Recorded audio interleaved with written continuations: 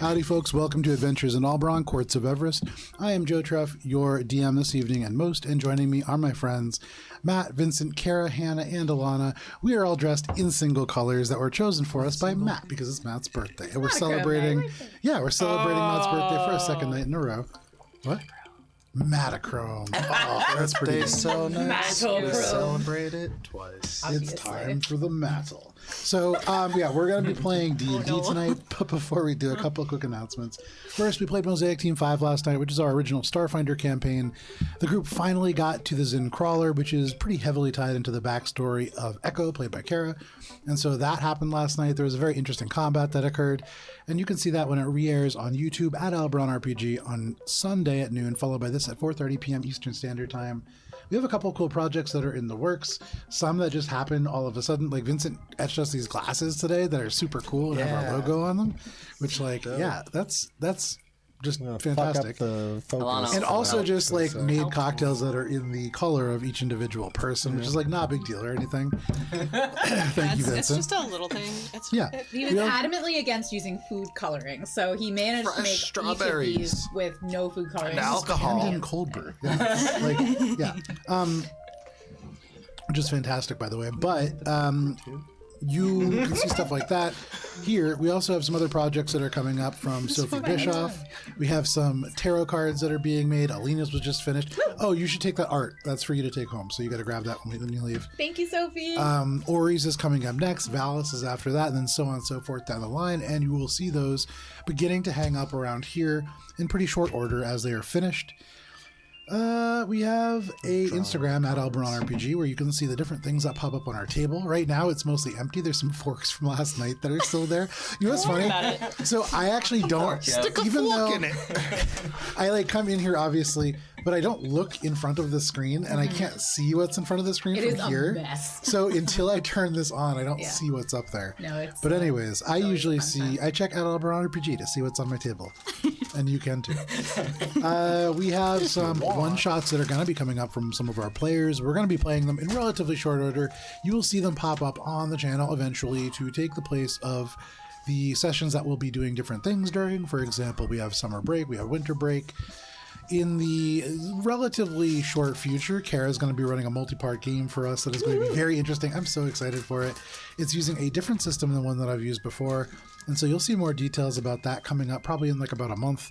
Hannah's going to be running a one-shot for us, which is super exciting.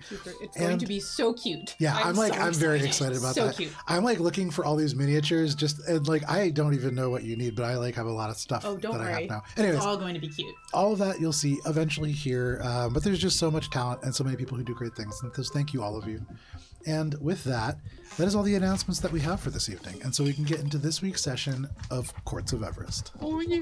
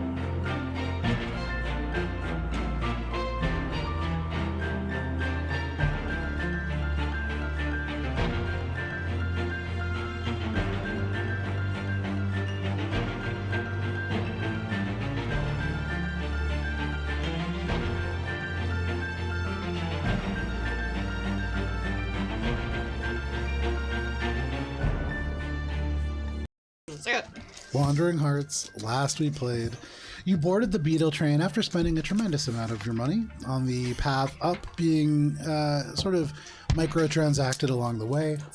You began your journey swearing to keep a low profile before Ori promptly began to give an impromptu interview with a reporter known as Gil Hothand, the bard on the beat. You reached North Sentinel Station. Along the way, Minka spotted evidence of great beasts and even greater birds in the sprawling Sentinel forest below. Ori, you took Gil to the station to a bar known as the Better Twin, in an attempt to ply him with alcohol and perhaps learn a little bit more about the cave-ins that are occurring around Darkbriar, and more about what was happening around the Magiocracy at large. Meanwhile, the group spent the time outside in the train, unwilling to pay more to move further along the line, and thus just cementing themselves within the car. However, Alina did spot commotion as the ballista stationed on a hillside nearby tracked something within the sky. You all made your way off the train just in time to engage with a massive rock. And Alina, you flying already, were promptly targeted. You thunderstepped yourself out of this beast's talons once, you misty stepped a second time, and Minka began to shout to try to save this creature. But Valis utilized the prayer beads to cast Mental Prison, really shredding this bird. And it was ultimately Minka, the malicious, who shredded the creature from the sky and watched the body tumble down the hill, taking out trees as it went. Minka the malicious. In the aftermath, you reboarded, with Valis being thanked from the turtle bartender with a full set of enameled pins. You reboarded and passed to Jarelon Station about an hour later without issue. As you pulled underneath a stone archway of Moradin-shaped statues to the station above, Valis, you rushed to the door to ask for directions, and as they opened, you found not a dwarf, but an individual standing in front of you with very distinct armor, and that is where we begin this evening. Sweet. How far am I from this? I would say 20 feet at most. What's the name of this station? Making myself Jarelon Station. as scarce as possible. Make a stealth check if you really want to. Well, not like in a conspicuous way, trying to stealth, but trying to like, seeing that Valis is about to encounter Amber Sworn, kind of like, whoop, and just backing, making Make a myself stealth kind check. Isn't like the point of stealth that's not conspicuous? Yeah. Can you conspicuously stealth? I'm doing like the Assassin's Have you Creed seen Valor? blended. I'm going to like go sit on a bench between two priests. I'm not like, trying to pass through into the restricted area. No problem. But that was a good stealth, so I don't think it'll be bad. 28. 28, no problem. You stand up and just kind of back into the train, away from the door towards the back of the car. And if you want, you feel pretty confident, you could slip to the door and kind of make your way out. You don't... I'm still trying to listen in on... Yeah, absolutely. But you're in a place where you are a little bit more hidden and you are much more able to create distance if you need to. Okay. Is anybody else doing anything while Valis begins this conversation? Oh, so Seeming's still up, right? Yes. Because the second Yeah, 8 for hours. several more hours. Okay, I think Minka's gonna like look over her shoulder and be like, "Oh, I wonder," and then see like the Amber Sword, and then just like do like this slide. No problem. That's free. It's not really stealthy. No. But no problem. You remain in your seat. Anybody else? Billy will get off and like go over to the big sculpture. Cast comprehend languages and touch it. Okay, so before you can get off, the Amber Sworn and Valis very much in the doorway. The Amber Sworn is going to hold out a hand, and looking at them, this is an individual who is an elf. They are wearing this armor that is at once plate mail of some kind of a slightly tinted, almost like a goldish color, this steel. But along it, there are these vials of amber color liquid that are connected to these hoses and gaskets and things that are very unusual to many of you. Minka, the color of this liquid in ways is not too dissimilar because there is let me see real quick. It's still like just a little bit after noon, and so it's still light out, but there is a faint glow that comes from this liquid, and it does remind you of a crystal that you've seen in the past. But I would say you see this elf, he's wearing this armor, and the thing that you would notice most, Valis especially, right in front of him, there is bandages that are wrapped around his eyes. And you can see at the moment the flesh that is underneath, normally just like almost porcelain. You can see the rest of his body, very fine skin. He's like swollen and pinkish red, angry looking. And at the moment, their eyes are covered, but they hold their hands out in a general way to block the door, and they say, "Just a cause of Hearsome, I invoke Article 4, the Fourth Convention of the Treaty of Four Seasons. Justicars are obliged to assist law-keeping forces that will fall within the jurisdiction of the Treaty of Four Seasons on matters that concern citizens outside of said jurisdiction. Who speaks for you, Justicars?" And his head turns to put the ear towards the door. Billy, are you pushing past?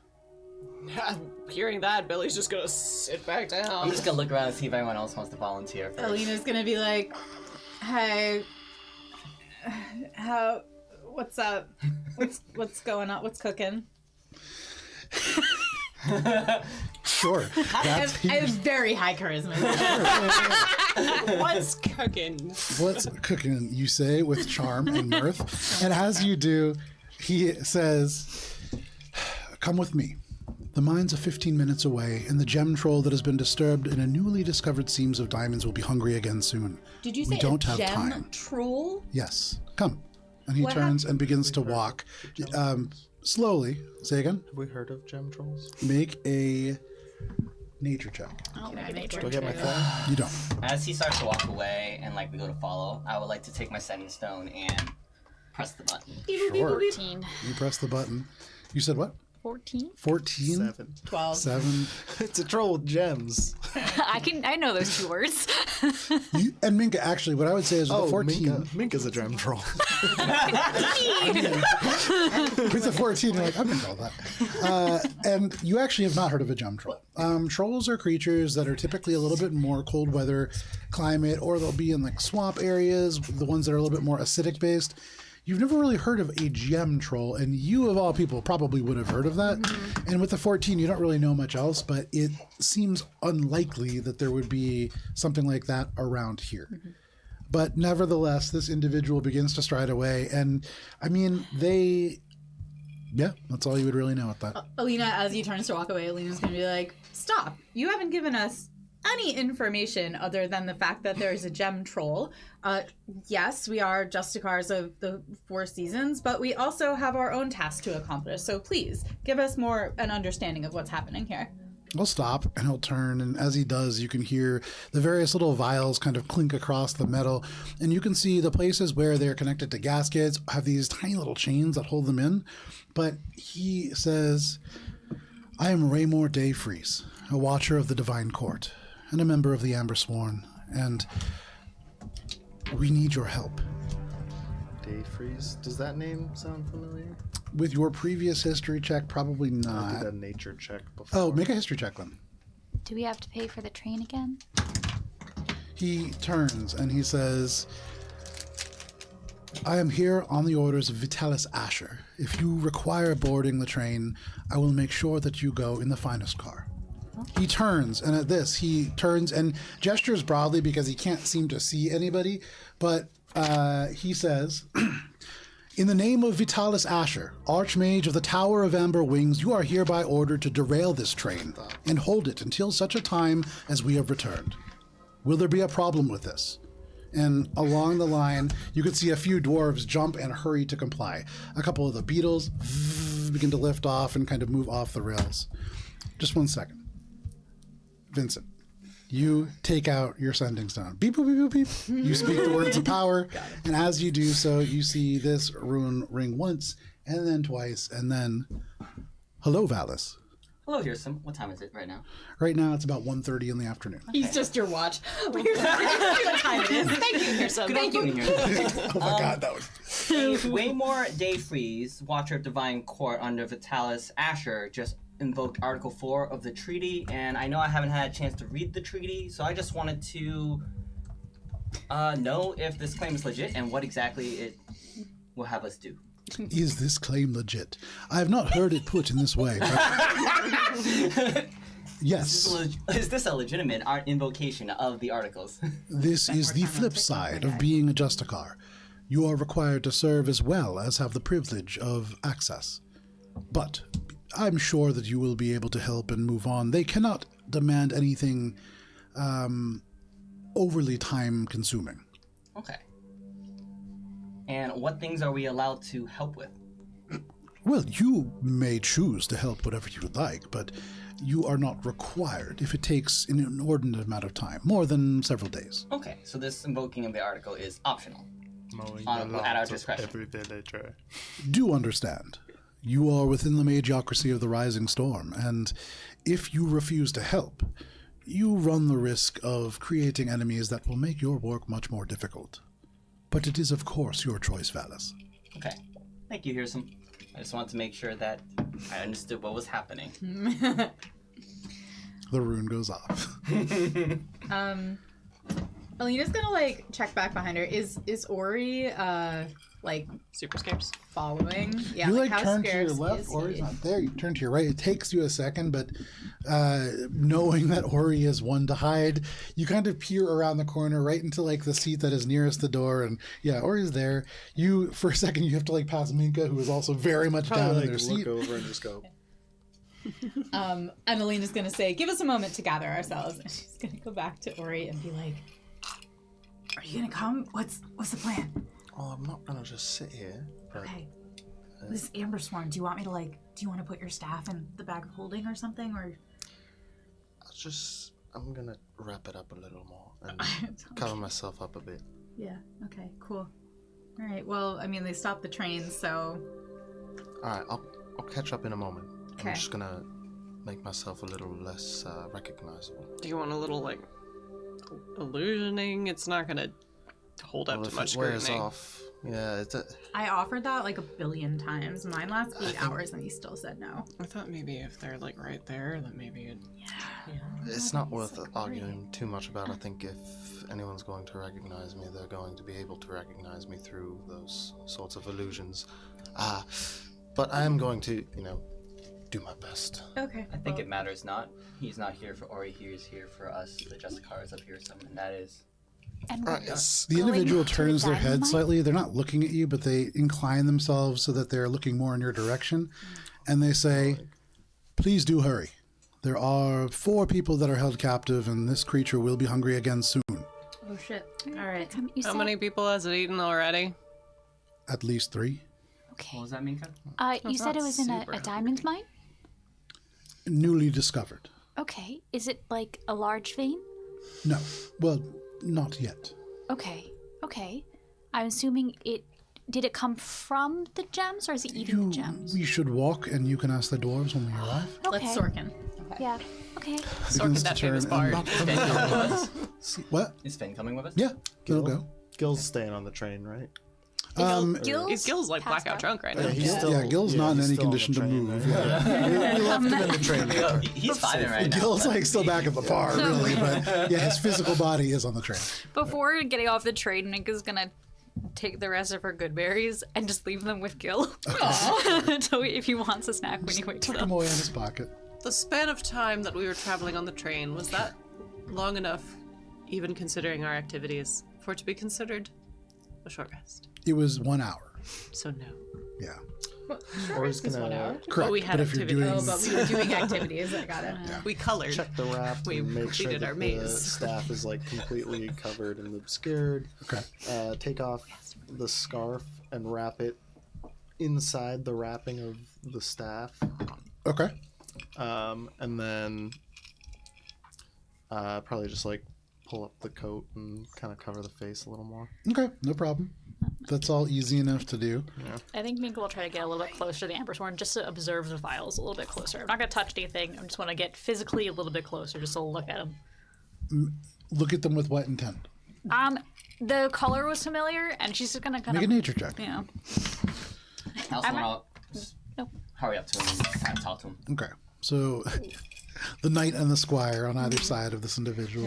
Dirty 20. Dirty 20. As you get closer to this, almost certainly you are looking at a liquidized or maybe a suspension of the kind of crystals that grow deep, deep, deep beneath the ground in the Darkbriar area. These things that make this place so strategically valuable. There are different kinds, but the amber colored one is the one that obviously this place is best known for. Okay. Yeah. Billy's eyeing the bottles that they're wearing Okay. and is trying to like figure out if she can see like from the contents if there's anything unusual about it. Make an Arcana check. I feel like as the ice has watered them down, the colors have become 16. more distinct. 16. There is something unusual about it. Certainly, there is magic that is within the contents of these kind of vials and bottles. They're really almost like these glass tubes that have been embedded into a bronze or steel or whatever the armor is. and then are fed through other kind of elements further into the armor. And with that check, I mean, you get the sense that there is some kind of an enchantment aspect to it, but aside from that, it's kind of hard to tell. So it's very different from the bottle wizard. Extremely different. The bottle wizard, when you saw his bottles, it had very definitive things in it. When you hear, your aunties talk about things like Eye of Newt, you think you may have even seen an eye floating in one of them. Yeah, it had some of the spell components. Exactly. No, exactly that's what it is. And so you get the sense that for his kind of magic casting, he probably is limited to spells that have material components.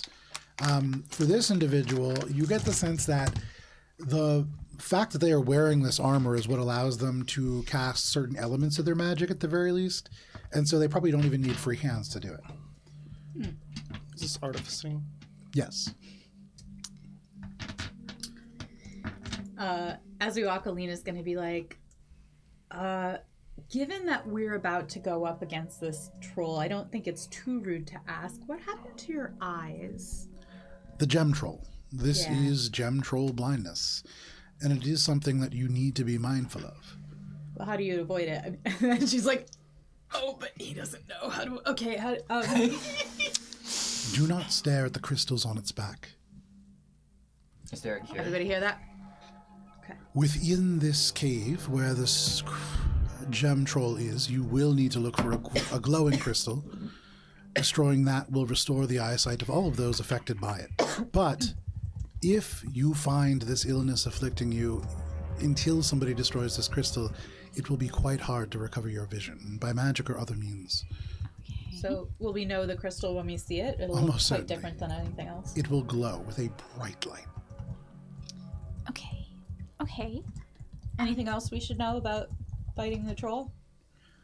I've heard that there may be more things within the caves. The walls themselves seem to close in around the miners, they said. But as far as we know, there isn't anything. I heard rumors about a potential crystal elemental. Have you heard anything like that? No, but that would make sense. Gem trolls are not trolls in as much. They are elemental creatures. Mm-hmm. They look troll-like. Okay, that's something. Do you happen to know if it has any vulnerabilities? Like, is it more like crystal or more like a creature? It's made of stone. Oh, okay, that's something.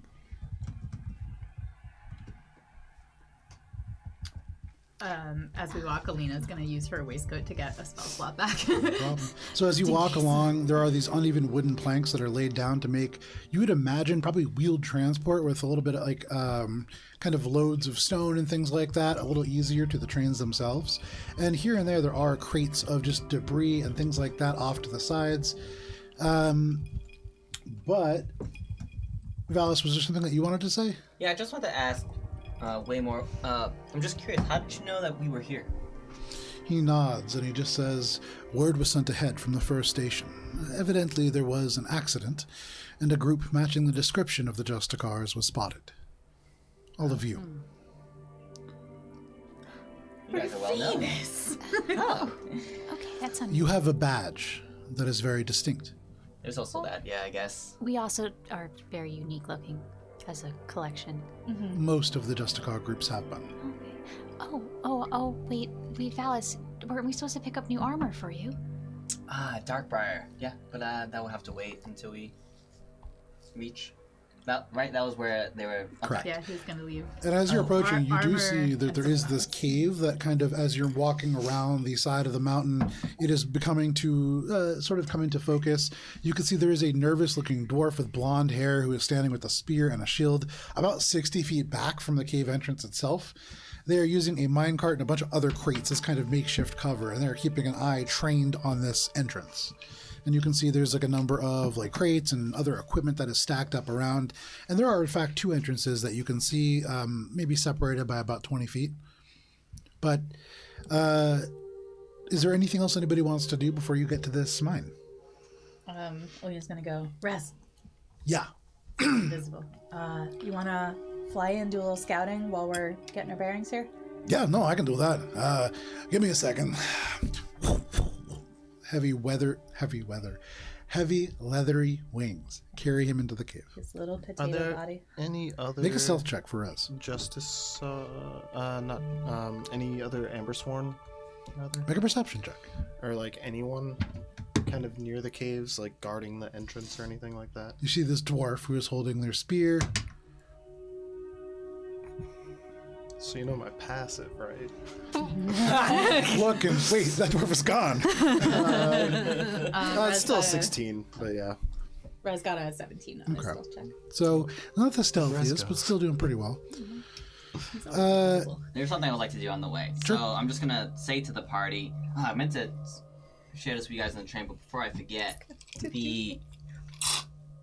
I'm sorry. the towards the last station paid us, so I want to give everyone their share of the gold, and I give everyone 3 gold. That's so nice. I also, he gave me a bottle of rosehip beer. We were gonna enjoy it on the train, but I think work calls, but for later. Put it somewhere safe. Thanks. Or he glances over at Billy. Oh yeah, you want to put in the bag of holding? That's safe, right? What's it called again? Rosehip. Rosehip wine. beer, Rosehip beer. and yeah. We're rich. So Don't worry. rich. You said you couldn't taste it 3 earlier, but gold. we have some for later. So you make your way up to the main entrance, or you don't see very much in terms of other individuals or Ambersworn. You walk up to this dwarf, and this dwarf turns, and you can see relief just flash across his face. He turns and he says, "Ah, my lord, and Justicars." Nods and just like awkwardly holds up a hand, not really sure what to do as like an appropriate greeting, but nods and just says, "There has been no movement, but we've heard 2 screams. So if you wouldn't mind a suggestion, I would move quickly." And Rez carrying himself in with a 17, you can hear Rez just saying, "All right, I'm in the caves. There's a lot of just junk around here, but there's a weird green glow. Should I go in that direction?" Yeah. Okay. Did you tell Rez to look for a really big shiny crystal or something? Yeah, you're looking for a really big shiny crystal, and also if you encounter a troll, don't look at the crystals on its back. You're kind of giving me conflicting news here. I'm not really sure what to do, but hang on. I see something shiny. When he goes around the corner, can you make Wait a minute. A crystal on the ground and crystal on the troll. Those are 2 different things. Rest. This is true. Can you make a intelligence saving throw at advantage as you have warned Rez not to stare into this thing? Sort of. Gem eyes. Intelligence save. 18. Alina, 18? my eyes are gems With now. an 18, he goes around the corner, you just hear, "Oh!" and he like just turns, and you just hear him say, "Alina, there's something wrong with that, but there's something big in here." Like a creature? I do you want me to look or not? Because I'm really getting mixed messages here. Is it a creature? I think so. Okay, then no, don't look. What's it doing? Can you tell what it's doing without looking? Make a perception check at disadvantage with Rez, as he, out of the corner of his eye, tries to look through fingers at this scene before him. Russ is rolling good tonight. 14. The 14, he just goes, "It's sitting. I think it's making something." Okay. Oh, it's probably making people soup. We should go. I hurry in, Okay, and let me get you a visual perspective. I wanted to try to precast a spell going in, but Too bad. All right. May I have a paper towel, please? Yeah. Thank you. Thank you. So, Does everyone like their drink? Yeah. Delicious. I also like our Flavor. couple name that Mine's gone. that we've been crowned ham scent. I love that. Ham scent. That does sound like a boy band. We do look cute tonight. We all are looking real cute. Good job, team. All right. Oh, it's a boy. big one. Oh, it's actually boy. glowing. Oh my god. I see a green glowing. There's a skull. I'm so sorry. I'm like closer to the mic than usual, and I'm being like a gremlin voice, and I'm so sorry. You can see the map Don't be right sorry. here in Never front of you, apologize. but you can see it in much greater detail at Outboard RPG when we post pictures of it. I Sometimes. love this rock, and I'm so glad it's facing me. Cause I can So look you at it. can see, and Vincent, you would be kind of going in near this dwarf right here. And so you can kind of put yourself at the entrance there. Entering in this direction, where's Rez at? Oh, here. Thank you. This pandan cold brew, by the way, delightful. Awesome. I'm glad you like it. What? Man down. That's fine. Yeah, it's been just tagging along, even though he's not a Justicar. He's just like, He's chilling with Gil. Yeah, you know what? That actually probably makes more sense. yeah. All right. So Rez is perched up right here. And just so everybody knows, this is the cave. So there's like the walls of the cave all around here. But you can go up onto these platforms. Okay. So the That's all ceiling is still- quite high. So like this is like Ceiling a is step. probably about 70 feet up. A step. Correct. Of yeah. All right. Stone. Trying to remember. So you look in, Vincent, you hurry past this dwarf, he kind of nods, and you hear from Rez, who just says, I just really can see the glow, but I can't even see this guy anymore. I don't know. He's huge, though, so that's weird. That's okay, bud. You're doing good. Do you like smell anything? Like as we're walking in, like do you smell anything? And with his previous perception check, not really. It smells kind of like blood. That's probably not good, though. You don't want to hear that. That definitely tracks. Yeah. Yeah. Is anyone not with me? Because I am striding in. I'm definitely walking behind. I'm going behind, yeah. We're following in. Following along. So you walk into this very dark space. Tasha's taking a And nap. there are elements of just kind of mine structures that brace the ceiling and the walls here. Here and there are crates that are left behind that have like broken rocks, just leftover or spare kind of hafts for picks. There's different tools and things like that around. What you see in front of you is basically exactly what you see. Don't forget to scoop up any diamonds. I was gonna say. We need those. I look to Alina and say, where is Red? Alina points into the darkness. Alright. I'm gonna go over here. Okay. Guys, before we go anywhere, Minka's gonna cast Pass Without a Trace Nice. on all of us and be like, we can actually be sneaky. I'm gonna start sneaking this way. Okay, everybody make stealth checks. Does Rez need one? No, Rez is currently, if Rez is going to move anywhere else, then yeah, he can make one, but for right now, Are it's we in fine. a wild space? So it's plus 10. You are in a wild space. Advantage. It's plus 10. Oh no. Ah! Oh, it's gone for good. Oh, there it is. I liked that one. Oh, good. Okay, we're good. Oh, that's tasty. Thank Those are goodness good numbies. for the plus 10. Agreed. 31 for Alina. 31. Nice. 30. Nice. 22. Very nice. Dirty 20. Okay. 29. Okay. With Pass Without a Trace, especially, Minka concentrating on the darkness here and feeling and smelling just ever so slightly this irony scent that Rez was describing. You want to keep the group safe, and especially as Valis clink, clink, clink ahead, you pull magic and pull the darkness in towards you, and it's almost as if the shadows themselves muffle the armor and soften your footfalls, and you are all much quieter, and you can all make your way up to where Valis is, no problem. As you pass, there are just like elements of echoes, and here and there, you can hear like little bits of rock crumble. There are probably other sort of just like pathways and things because you can feel wind and such. So there are probably other like entrances in the top or the ceiling. But for the moment, you have mostly just seen stone and elements of wood that have been left behind by the miners. Rez, who is up there, will say, all right, now that my eyes are adjusting, there's some kind of crystal in the rock in front of me. Okay. Do you tell us that? Yeah, I assume I report everything back unless I say otherwise.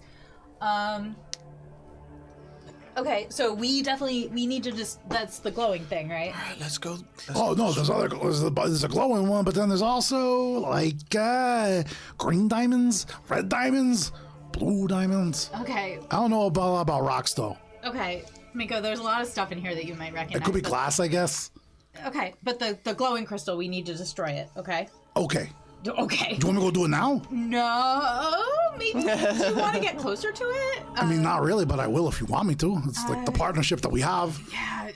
Listen, I don't want to put you in danger, man. But That's literally what you'd be doing. Just to be very clear about this. okay, why don't you stay put then? Okay. Am I good to go in? As good as you'll ever be, I guess. I'm going in. Like, Okay. Cast animate objects. Okay. On this.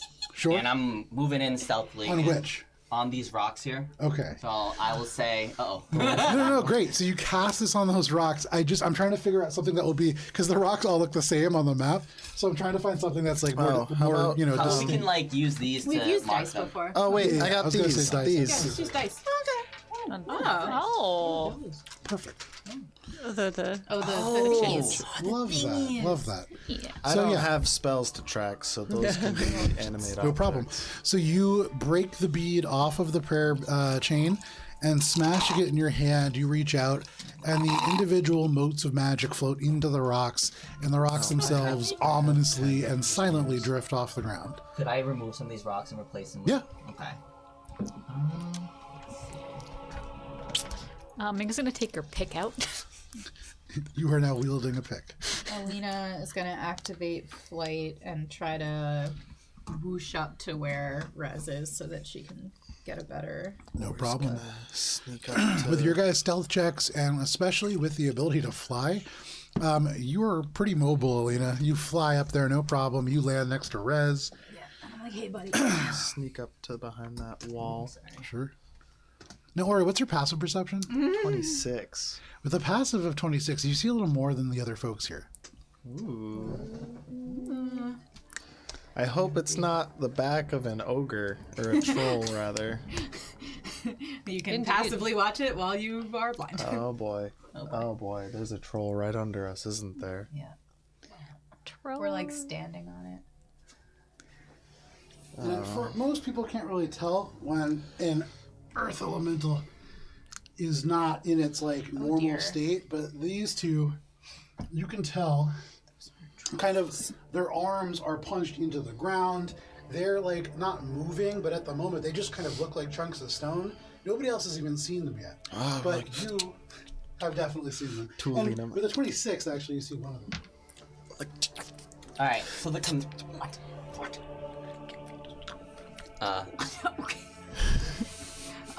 With Ori pointing, Alina's gonna look. Ah! Oh, there he is. So the command I want to give. And as Rez had pointed to crystals in rock, all the way on the other side, in these stones, there are these kind of goldish greenish ones that are poking out. But for you, Ori, as you look out, Rez is seeing the crystals, and you see these two glowing green eyes in the darkness. And that is all that separates that from just crystals and rock against the wall. You still don't see a fist or like teeth or anything like that, but you see the eyes, and the eyes seem to be scanning. They don't seem to have seen you. Ooh. I'm gonna say to Alina, like, tell Rez to get everyone else to stop. There's 3 things here. Okay. And Alina telepathically to Rez is Right beneath us. okay. So Alina's gonna look and see if she can see what he's pointing at, and then telepathically she's gonna tell Rez, go find the others and tell them. Make an intelligence saving throw. Oh no. Yes. As you may have remembered, looking at this crystal, the glowing green one, which is directly in front of this individual, I was looking down where he was pointing. Yeah. Down at the earth elemental. I think probably with like the glowing and all this stuff, I mean, this is still in the direction of this crystal. Is this a spell? This is not. Okay, 14. A 14. A 14 just barely is enough for just a moment. Your eyes go across us and you look at the facet and you can almost swear that this crystal is looking back at you. And as it does, it's like when you lock eyes with somebody and you want to look away but you can't. That almost stares into your soul and you feel yourself getting closer, and in the back of your mind you can hear Rez just go, Alina, what are you doing? But that snaps you out of it and you look away and you do not lose your vision to this crystal. Talon gave us a woe for my birthday. Fantastic. Question: do the rocks here, are they small or medium? Those ones are medium sized. Okay. Just curious, staring at the glowing green one also bad? because I was The under glowing green impression one is it was the one that you do that not we have want to stare destroy. Oh, I thought that we weren't supposed to stare at the back of the Back of the troll, yeah. We got some confusing the gem on the information. back of the troll was at. Who what? knows? Yeah. Okay. We were I'm not gonna stare at it But- either. Yeah. Alina has looked at the glowing green one or in that general direction, Yeah. and that was what triggered that. Okay. You have not looked really at these crystals yet. They're much smaller and they're on the back of this creature. You don't know. The So command that I'm giving the animate objects is to move in this direction and attack the nearest elemental. And I don't know that there's a rock thing there, but does the animate object? They have blind sight. I don't know if that Give makes me a one difference. second here. Does rock recognize rock? Well, no. So now this is really more a matter of like, what is the wording on? Okay. As a bonus action, you can mentally command any creature. You can decide what action it will do. And you said to it attack an elemental. I mean, I think probably rules as intended. This means that like if you are looking at a creature that is like an elemental, that's what they're kind of going for. Okay, so I have to know what they're. Yeah, I don't think that they're going to just be like elemental seeking missiles all of a sudden. I think that's like a Okay. very specific item. Okay. And so I would say if you're going to tell them to do that, they'll make their full movement in the direction of this creature that Ori has pointed at. This one? Which one? This one? one. Yes. Oh, this one. Yeah, because that's the only one that Ori has really pointed out to the group at large. It's Oh, know, if he's pointed this to us, then I'm just gonna. If I notice. Well, Ori I've pointing pointed at out- this sent thing, I've Rez pointed around it to out like to- whisper yeah. things to I've people. pointed it out to Alina and Yeah. said to have Rez go tell everyone else. Gotcha. And then she's also, now that she 'Cause Ori escaped this can't. effect, she's going to tell people, like, do not look at the glowing crystal. I don't know what the guy meant about the back of the troll, but, like, the glowing crystal is the bad thing. If I hadn't 14'd at it, I'd be a goner. Ori's knocking a bolt and getting ready, trying to insightful fighting this big guy. Okay. What's the level of light in here, Joe? It's dark. Okay. And so around that crystal sheds bright light for 5 feet and dim light, I believe, for 10 feet. Give me just 1 second after that. For 10 feet after that. Billy would probably move up by Valis. Okay. Get a good vantage point on the other side. Beyond Valis. Yes. There we go. Because otherwise, no I vantage couldn't point. tell if there was more stone here. Oh yeah, I thought that this was like another. So you concentrate, you have these rocks up, and seeing this creature, are you directing them at this one that's right at the bottom of the kind of Yeah. hill? Okay, no problem. attack that. So the rocks begin to drift forward. And the way that this is going to work is everybody go ahead and roll for initiative. There it is. Valis, go ahead and take plus 10 to your initiative. And this is going to symbolize you kind of leading the charge, but everybody else still being markedly faster than you, generally speaking. So giving them the opportunity to run by you. Give me just 1 second here. Okay, so anybody natural 20? 25 to 20. I know we got 24 from Valis, 20 from Ori. Oh. All right, 20 to 15. 19. 19 for Minka. Rez has a 17. 17 for Rez. Rez just goes, Alina, I'm gonna hold my ground right here, okay? 15 to 10. Alina gets a 13. 11. And 11 for Billy. So Billy doesn't have time to put up mirror image, huh? Oh, did I get my insightful fighting? So, give me 1 second here. Valis, Ori, Minka, Rez. Oh, let me roll for them. Okay. No, you don't have How to. You can fast just are give them all rocks? ones. Rocks, it kind of depends. Once they get going, pretty quick, depending on the slope. Momentum. Yeah, does physics apply? Imagine, if you will, a spherical cow. What? It's a classic joke Oh about man, I love. I don't know. how physicists. Science. My physics teacher always gave us a question about a weight-conscious zebra. So we had to apply different kinds of physics to the weight conscious zebra to make it feel better. Nice. That's amazing. I love that. That's something special, I think. That's a Professor of the Year candidate right there. So She was great. the way that this is all going to work out is that Valis is going to start us off with their little initiative bonus, kind of accounting for the fact that they are leading the charge with our stones. That is going to be followed by the Earth Elementals, who are coming in at 21. Damn. Ori is coming in at 20, then Minka, then Rez, then Alina, then Billy, and then like the entire world ages forwards, and then the troll goes at the very, very bottom. However, we will start with Valis. So Valis, your stones animate up, and they float forwards, and as you command them to attack, what do you want to do? When are the stones gonna go? Will they go on my turn or get their own initiative? I believe we have done in the past that they go on your turn just for simplicity's sake. Okay. So do they get their attacks off? Yeah. So like you commanding them forward, you're taking your turn now, so like they can go forward, they can attack, and then you can do whatever you want to do after that. But I think probably if you're gonna do the rocks first, like always do the rocks first. If you do them second, always do them second. Okay. I'm gonna just do them second. Okay. So animate objects, my command, and I'm just going to move over here in the middle of the room. And I'm still stealthing. Yep. And then I think that's my turn. Okay. So You kind of take the center space as much as you can while trying to make as little noise as possible, and mentally you command your rocks forwards. Lusty. Go ahead and make your stone attacks now. all right. How many of them are? There are. How many of them are? You said that all the rocks are How many medium, of them so I have exist? 5 medium rocks. Very nice. Nice. And do they all have? I mean, they're all kind of flanking it. They're making a nice little. Yeah, no, I think that's fine. You could definitely have them like circle this and then from each side. No problem. Yeah. Omnidirectional. They all just kind of move through them and make like a pentagram as they like swipe through them. Oh, fantastic! Yeah. All right, so let's see. So 24,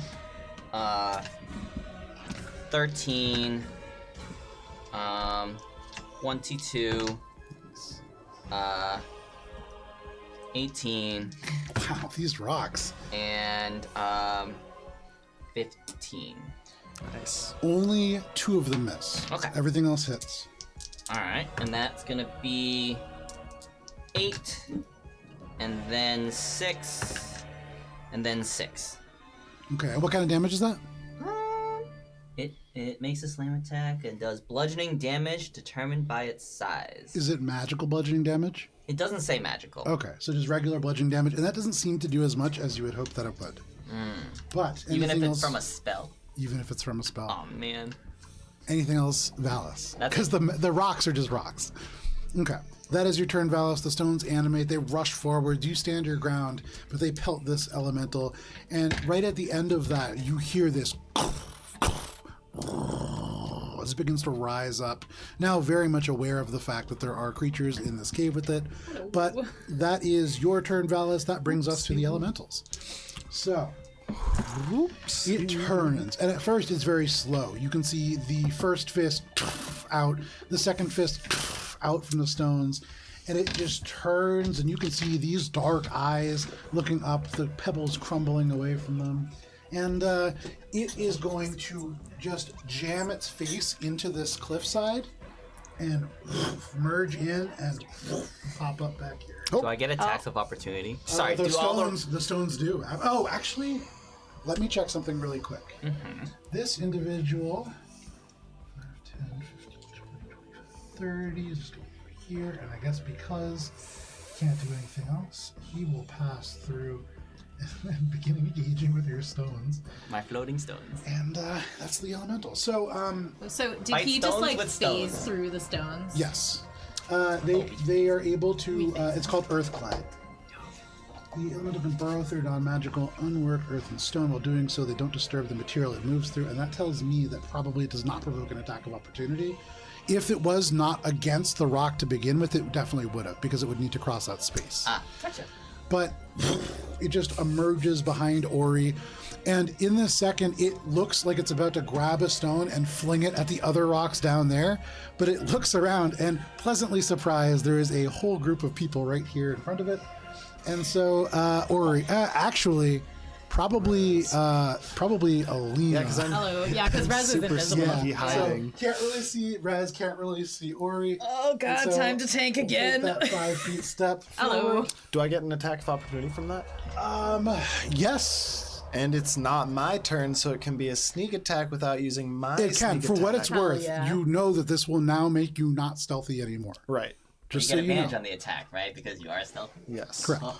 So yeah, go ahead and make your attack of opportunity. But this creature surges forwards and it lifts both of its fists up to slam down. I'm not gonna, because it's got to be an unarmed strike, because I've got my crossbow out. That's so, true. Yeah, I'm not gonna do it. So, Staying sneaky. Alina, you are going to take Not 2 worthwhile. attacks from this one up at the top. two It slams down. against The a first rock. one, that is cocked on this dice tray. The first one is going to be a 20 to hit. Yeah. The second one is even better. So both of those are going to be hits. Not my bones. The first one slams down. Oh, my bones. Oh, Kara ruined that for me.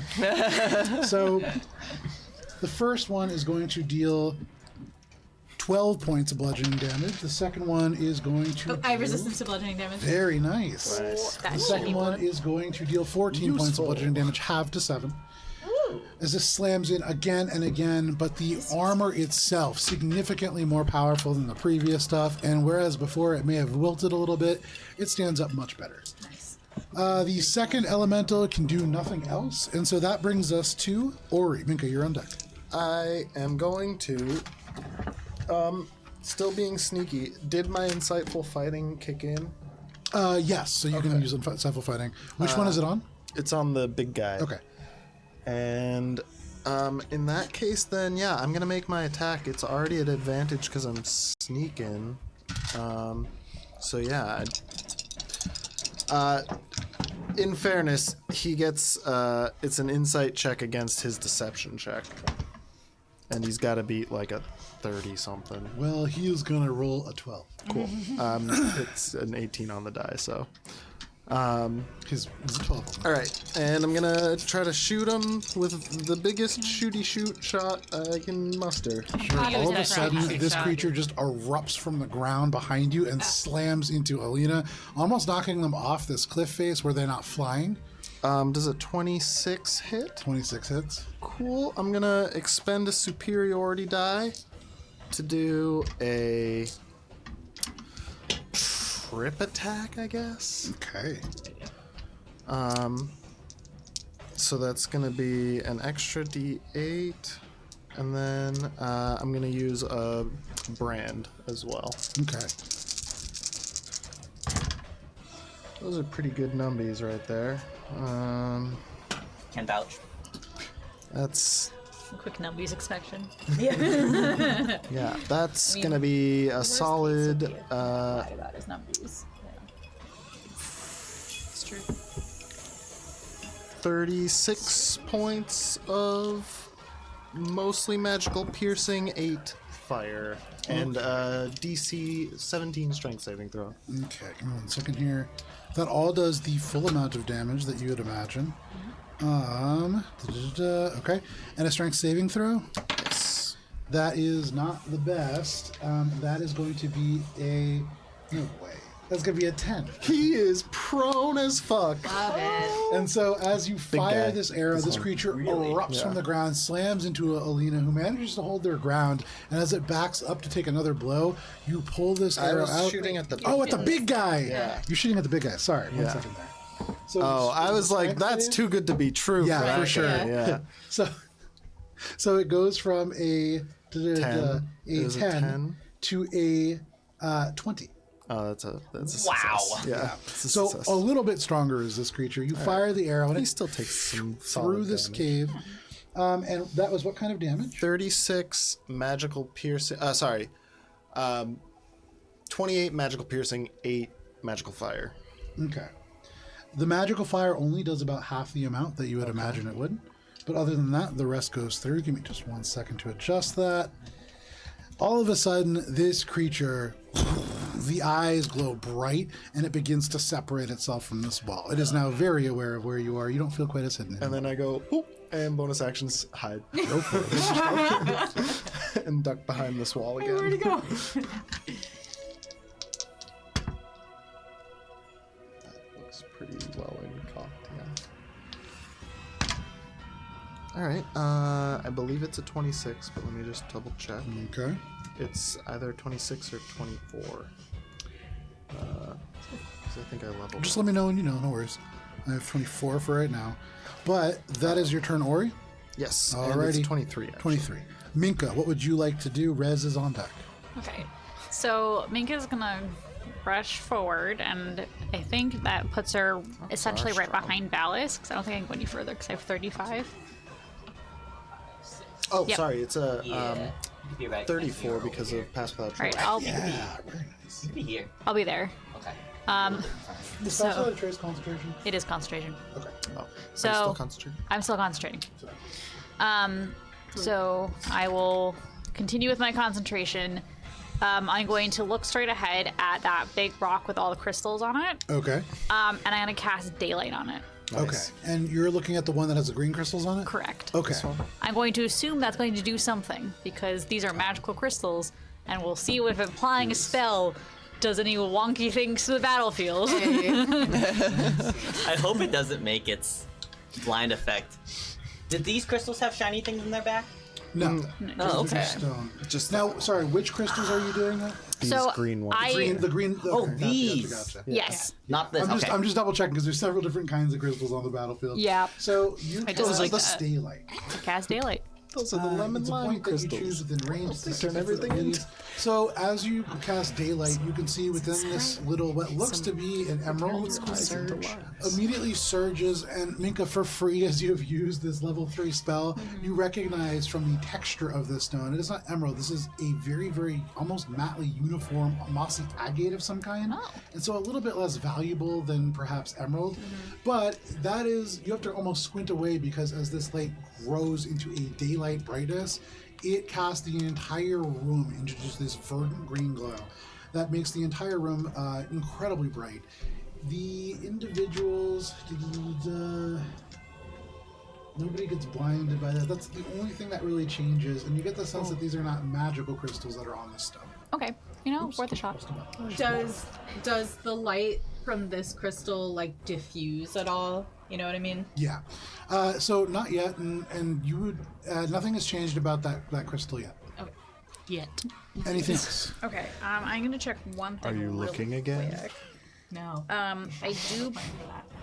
Yes, it's not concentration. Rez Okay. look. And then after lighting everything up, I'm gonna use my bonus action to activate Chalice Form, anticipating that I will in fact need to be doing some damage management. No problem. So, Damage. tremendous amount of light that is emanating from this green stone, and then all of a sudden, almost competing, this blue glow emanates from the other side, and for all of you caught between, this dark space is suddenly awash in light. Anything else, Minka? So that was my movement, my action, and my bonus action. And so for flavor, Minka's gonna have her pick in one, gonna take out her pick and hold it in one hand, and be with her shield in the other hand and try to defend Valis. Okay, you are there, and it's as effective as a free action can be. Yeah. You stand there. That is your turn, Minka. That brings us to Rez. Rez turns, and as this creature swings at you, he just turns and just goes, "Hey, you leave her alone!" And because he has to wait for you to take your action, he is going to defend his space. But that is Rez's turn. And Alina, very technically, he has sort of given you the help action by virtue of the fact that he's sort of in base contact with the creature. And so if you were to kind of skim around, you could kind of force him to give you a help action. Well, so what I'd like to do now, am I in base contact? Because like on the board, it doesn't look like it. But... You are. That was mostly just because I didn't want to knock Rez off the thing. So Rez can fly. I'm gonna fly straight up. Okay. Want to go about 30 feet, like pretty high. Okay. I understand that That will provoke an attack and of that's opportunity. fine. Absolutely. Why don't we resolve that first? So Am I he grabbing swings a, up. That is going to be Standing. a 23 to hit. Yeah. All right. So he swings, and as you take off, that is going to be a good amount of damage. Resistance to bludgeoning. just That's put it good behind him. because you are going to be taking 21 points of bludgeoning damage, which is half the 10. As he slams into you, you spiral up and out of the way, almost boosted by the punch. Amazing. Okay, now that I'm nice and high up here, and I can concentrate properly, I am going to cast Hunger of the Hunt. Now, I checked, and I don't need to be looking at... It's not a point I can see. It's a point just you are a aware point of. within range. Yeah. So, without looking, because I already know where the glowy crystal Yes. is, without looking, I'm going to cast Hunger of the Hunt, right just here. And you get the sense this is really what that risk is providing you with the opportunity to do. If you had not had that chance to look at the crystal, you wouldn't have been aware of the space. Hell yeah. So, absolutely, you can do that. All right, so I placed it down. Grasping branches, baying of hounds, galloping hooves, and the distant sound of hunter's horn erupt instead of slurping whatever weird, gross stuff this spell It's has. like one slurp because the guy's finishing his drink, but then he... Oh yeah, he's like, somebody cast it! oh, sorry. I'm the eldest being! I just So it is a 20-foot radius sphere of blackness, no light, magical or otherwise, can illuminate the area. Creatures within the area are fully blind. And there's damage for creatures that start and end their turn in it, but that hasn't happened yet. I just want to ask because you might not be able to see from your perspective, but do you see that there might be people there? Not likely. I see what looks like corpses. Oh no. Did Alina see that the... So Hannah thought that they were dead bodies. They're Does probably Alina okay. see anything? Notice I mean, I would say, from what Alina knows, got kind of from Gemmas. Alina's like general standpoint, they probably look like corpses. Okay. But for all of you players, there are blinded status rings on there, and you can make it that what you will. Oh no. That's so cool. Well, it happened anyway, so And for everybody else, suddenly there is this thump of drums and in the distance horns, and these tendrils just erupt from a single point within the almost like silhouette that is created by the glow of this crystal. And it does some work to block out and obfuscate that so that you are able to look in that direction without immediately taking that effect. These wind out and begin to grab things, and for your point, Valis, those corpses wrapped up and are certainly within the radius of this effect. Whether they are corpses or not, still up for debate. But anything else, if Alina? they're not now, they might be in the future. But That's true. yes, and then the last thing I'll do is Rez, distract that guy right next to you, and let Ori keep taking shots at it. Alrighty. He nods and he just goes, "Yeah, I got it." Yeah. But anything else, Alina? No, that's it. Alrighty, that brings us to Billy, and then the trolls are on deck. Or sorry, not the trolls. The troll. Elementals. Troll. And Ori. I pluralized almost everything because we started with Valis and I'm not used to it. So, and Valis has one more S that I'm used to, so it was Valis, Element, Ori's, Minka's, Rez, and then I fixed it with Rez. Reses. So Billy's gonna move up there, look up at the earth elemental, and just shout, "Hey! You're stupid and fat, and you're not very valuable." I'm chiseled. And she casts vicious mockery. Okay. I need a wisdom save, please. Give me 1 second. How dare you say that it's bathing suit season? I've been trying really hard. I did you haven't say that? even skipped The one leg that's up day. by Ori and Rez. I was about to go to the Jalksart experiment. I go to Central Rock Gym every Phenomenal. week. It can hear you. It does not need to understand you. Nope. And so what kind of save is that? Wisdom, please. All right, that is going to be a 12. Nope. Very nice. So, as you speak this creature jolts slightly to the side as you mock it viciously. It takes 2 points of damage, but it does have disadvantage on its next attack roll. That's what we like to see. That's what we wanted. Very nice. Before Billy then decides that, oh, that's a bad idea, surrounded by rocks, and casts Misty Step and ends up on this platform up there. Very nice. So you shout this out, and as it's about to like reach back and like swing Nope, that's forwards Valis. towards Ori, you can see it pauses, and then this rock slowly turns towards you, and you Misty Step away, ending up right behind it, and you can see it takes 1 step in where you used to be. It's like heading in that direction now. And But you Billy were about- turns and looks at the rock wall. Very nice. Turn. Turn. That is your turn, Billy. Yep.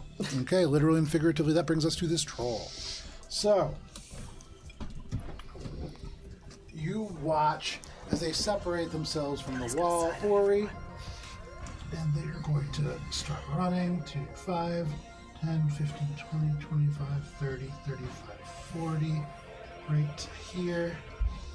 Hate that. And Billy, you end up on the other side, you turn, and you can hear, and you can feel this creature encroaching behind you.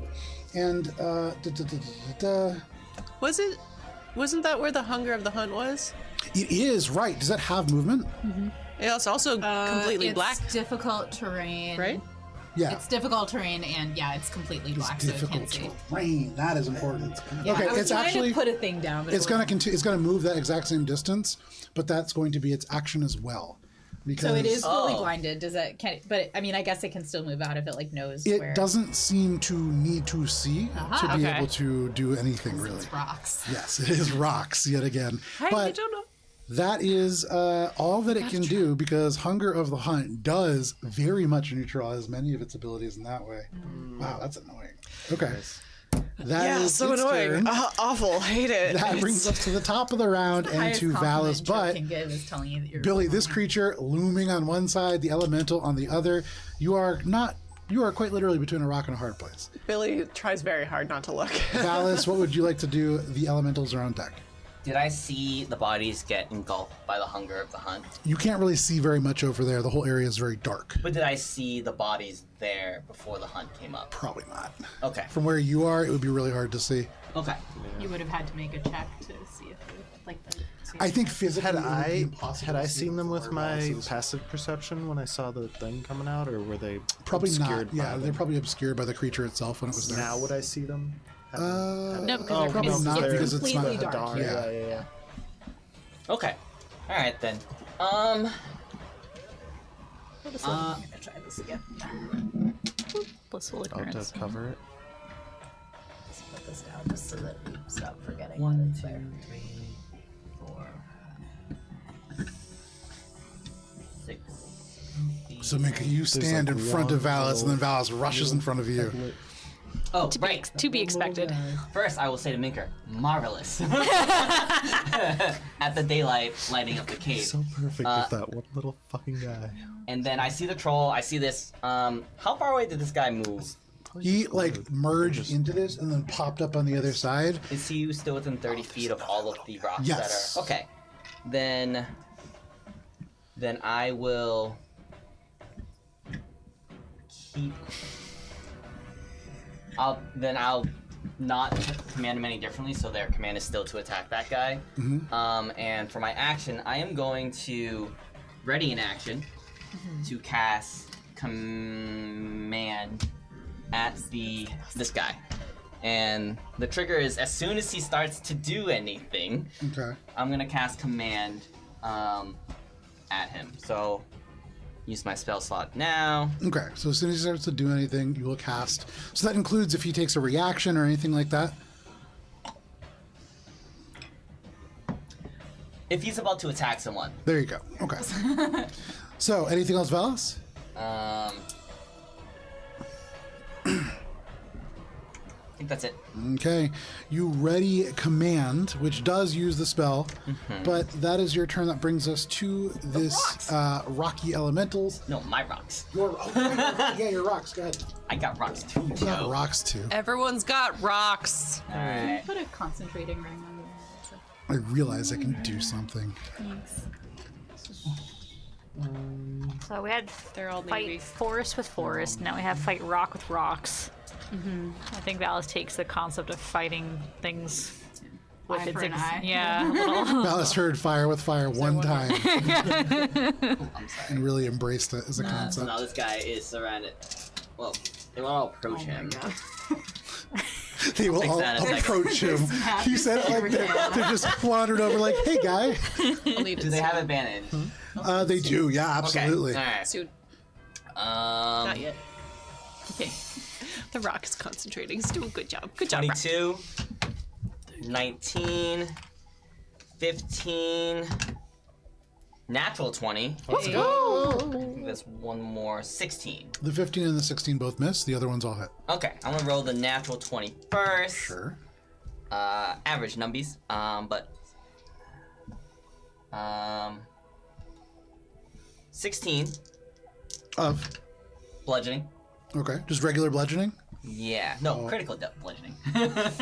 Okay. So still halved. Slap. And then 13 Okay. from a non-critical, and then 8. And all that's just regular bludgeoning. Okay, very nice. And so not really doing the same amount that you would really hope for it to, even with the critical hit, it seems to be just a regular hit, but ultimately, still, as you are hitting it again and again and again with these stones, they are just getting bits away from it. And for a second, Valis, you do note, as the stones strike it, it seems to try to use this earth glide ability to absorb it and just pass through as they strike. But having already used its reaction to strike at Alina, it is unable to do so. But they do have the capability of absorbing some rock punishment, it would seem. Interesting. Something to keep in mind as they observe you. Anything else, Valis? No, that's it. Alrighty. So that is your turn. That does bring us to my rocks. You to get your rocks off. So this one is going to turn and probably attack Rez. Not the This rocks? guy is Rez going is still to- invisible. no, He hasn't taken his health action true. yet. He hasn't taken his help action. In that case, he's going to turn and probably try to do something with Alina. How high up are you? 30 feet. He can jump. He's just gonna. Or he can throw. He can Alice. be like, What if I don't want him to hit me? Then you gotta hope real hard. Reminder that the one on the platform has disadvantage. Correct. So we'll start with the one on the platform, who for several reasons has disadvantage. They're you're 30 feet. Flat-footed Yeah. for him. sorry, bud. Yeah. Okay, so he's going to reach down and just chuck a rock up at your direction. He can only throw one, and that is a natural 20. It's With disadvantage. Don't. Yeah, he was made fun of. 19 on the die, but still, still very good. That is a 20. It hits. 27. Okay. My mocking was good for something. This is not its primary way of attacking. That is 11 points of bludgeoning damage as this rock just hits you right in the thigh, but it turns back and just roars at you. It is unable to do very much. The one that is in front of you, Valis, is going to take a multi-attack against you and hit you twice.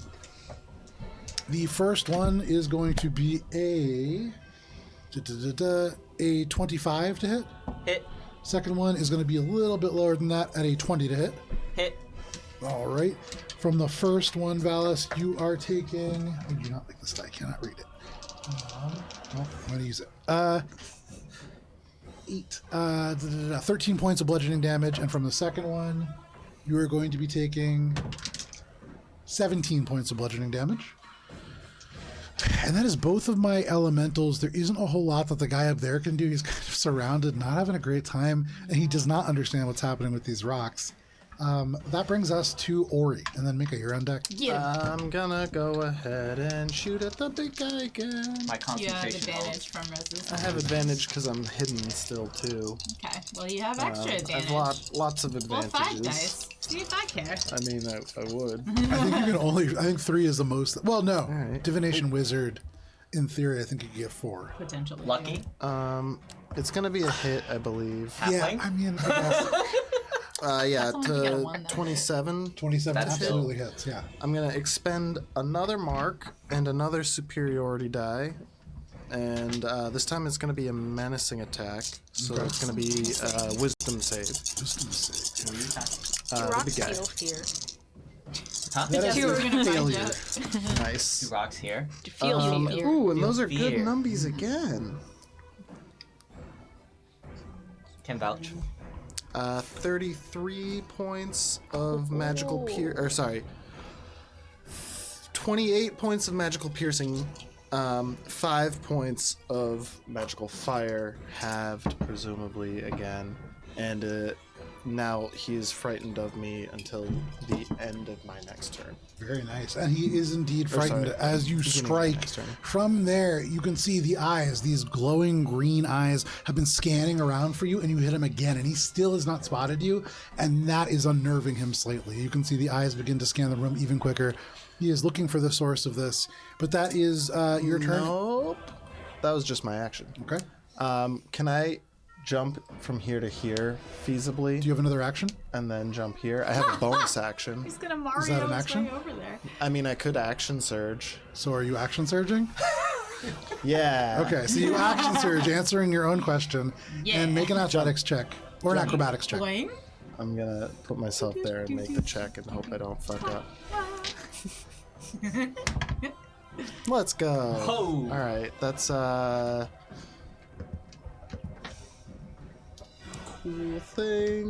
cool thing. 28. A 28. With a 28, you jump over and leaping. You were able to very easily make this, not even really needing to land on top of this elemental. You kind of use it almost as like a hobby horse to spring off of. When you move over this creature, it is going to take an attack of opportunity. Bonus against action you. disengage. Okay. There you go. Bonus action disengage. In that case, it will not take a reaction against you, and you make it easily to the other platform. Float like a bee, sting like a butterfly. You do get the sense that it would have been a disadvantage. That was a very acrobatic maneuver, but no problem. You disengage. And then, not mechanically or anything, but knowing that this guy's about to turn around and present his back, I'm going to prepare to not look. Okay. So having scared him, you're like, oh. He's gonna moon me, I guys! kind of like look to Billy and I'm like, but look away. Billy's already looking away. That is your turn, Ori. That brings us to staring at a Minka. Rez is on deck. Okay, so Minka is gonna move again. She's gonna move towards this like choke point. Okay. Oh. He takes an extra d8 because I forgot to add the extra mark damage. Okay. And so, And it's full heat. So Four. Four fire.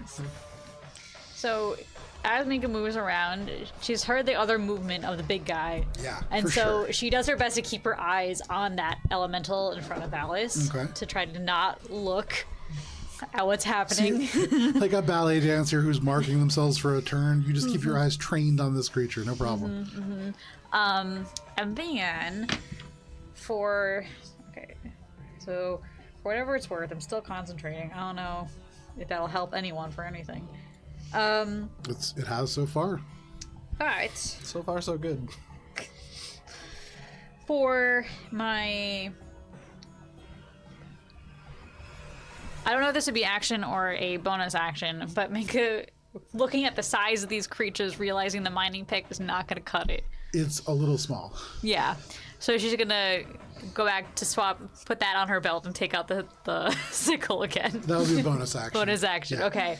And then with her action, she's gonna guiding bolt the one in front of her. Okay, no problem. So you switch this, you have your two hands with the pickaxe, you put it away, and with your spare hand, you guiding bolt. Go ahead and make your attack roll. This is the Cool. big guy, right? No, because I did not look at the big guy. Oh, I see. I'm looking at the one in front of Alice. okay. I highly doubt this will hit because I rolled terribly, but let me just double check. 16? 16 is a miss, unfortunately. Okay. Ooh. So that was my Excuse me. bonus action, movement. That's it. Okay. So you fire this guiding bolt out, and there is one more bright light source that streaks through the cavern for just a second before it right off the angled stone and into the darkness beyond. But that is your turn, Minka. That brings us to Rez. Rez, who is floating over here, will cross the distance to get closer to this individual. And they are doing their best to distract this guy, kind of swooping into him, grabbing at the bits of stone and pulling them away. But even as Rez grabs on and pulls like a chunk of rock out and throws it away, it kind of hits the ground and then rolls back and reconnects to this creature. But Rez is helping. Alina, what would you like to do? All right. Has anybody hit the big guy yet? I've hit him Yeah, twice. Ori Quite significantly. So, Ori says that he has said it significantly. Oh, very good. Somewhat significantly. Good job, Ori. Okay, so Alina is going to... Let's see. She's gonna do a hypotenuse move down here to get within 60 feet of the big guy. Okay. So, yeah, let's say probably about there. And then she's going to cast Shatter, and again, doesn't need to look at him, just needs to know where the point is. Select the point, which is here. And this is... And you're still holding Hunger the Hunt, correct? Yes. When does that do damage? If you start your turn in it or end your turn in it. So... How much damage? Oh, is the crystal getting destroyed? Just No, by well, passively being- it's the Oh, people, the people, inside. right. Although Supposed to be that's a good saving. point. Is the crystal taking any damage? It is not. But I am actively killing people because I didn't know. Classic Alina. Classic Alina, yeah. All right, so it's I hope 10 they're better cold than just damage at the start of the commoners. turn, and then and then it's a dex save. They're minors They fail. and they're commoners. Okay, blind. and then 10 more acid damage. Killing children too? So- Have I murdered them accidentally? In this background area, there are two individuals, and this woman down here in this purple dress. I was blind, but now I'm is just, dead. like pulled by the elements of vines, and just up and then into this hole and just disappears into the earth. I'd like to argue that nobody saw that because it's true. blackness. Nobody saw that, Yeah. but Alina, you feel a disturbance in the force. Yeah, a little bit. Okay, so that's having now of murdered sight, out one of mind. person. Yeah, I'm gonna cast Shatter on the big guy, and so that is a DC 18 con save, and if he is made of inorganic material such as stone, crystal, or metal, he has disadvantage on the saving Does throw. have disadvantage. Okay. I mean, he rolled both times. What kind of save? Con. This is going to be a 16. Neat. That fails, and so he is going to take 68 of thunder damage, and that is going to be 35 points of thunder damage. That is going to be 70 points of thunder damage. As you cast Shatter, there is a brief moment where on the ground where you point at, the earth itself just crumbles a slight amount before there is a deafening crack, and everything just blows up from this point. There are broken elements of stone. The wood that holds up parts of the ceilings cracks and just flies away. And the stone and crystal elements around this, on this creature's back, like erupt into shards that just fly forwards. And Ori and Billy, the two of you have to like shield to the side using your cloaks to absorb thing we elements already were. that embed themselves in. But Ow. that is a tremendous amount of damage. And all of a sudden, this creature is looking a little hurt. Yeah, very nice. And for what it's worth, as that like rings across its body, you can see that there are seams in the stone itself that are opening up, and this elemental glow of green within it, you can see just kind of seaming and like seeping out, almost seeming to be what's holding the stones themselves together. Nice. But anything else, Alina? Yeah, Alina's gonna say to Rez, all right, you can do it. Attack that guy that you're next to. And out of curiosity, what was the radius on that? Shatter, it's 10 10-foot radius. foot. Yeah. There's nothing else around back there. So 10 yeah. foot radius sphere. Yeah. worries. I placed it properly. Yeah, Don't no, you worry. To hit even him like and not hit. even the environment around would be affected by that. So like if there was Yeah. other stones and stuff, that might destroy this as well. But no worries. That is a huge shatter that just ripples across this creature, doing massive damage to him. Anything else, Alina? No, other than telling Rez what to do. Alrighty, you tell Rez what to do, and that brings us to Billy. Billy's gonna keep her eyes low to the ground, and using peripheral vision is gonna reach out a hand and slap it onto the troll there. Okay. And I need a wisdom saving throw, please. It's at disadvantage because he is afeared of me. And Give me 1 second. I don't think. I don't think that's if going to. a frightened creature has disadvantage on ability checks and definitely want saving that. throws when it's within my. It says ability checks and attack rolls. Oh, ability checks and attack rolls. That's what I meant. That's what I was looking at. Okay, no worries. sorry, what am I doing here? I'm doing Wisdom a saving throw. Wisdom saving throw. And this is at disadvantage, I believe. That is a failure because that is 1. Nice. What?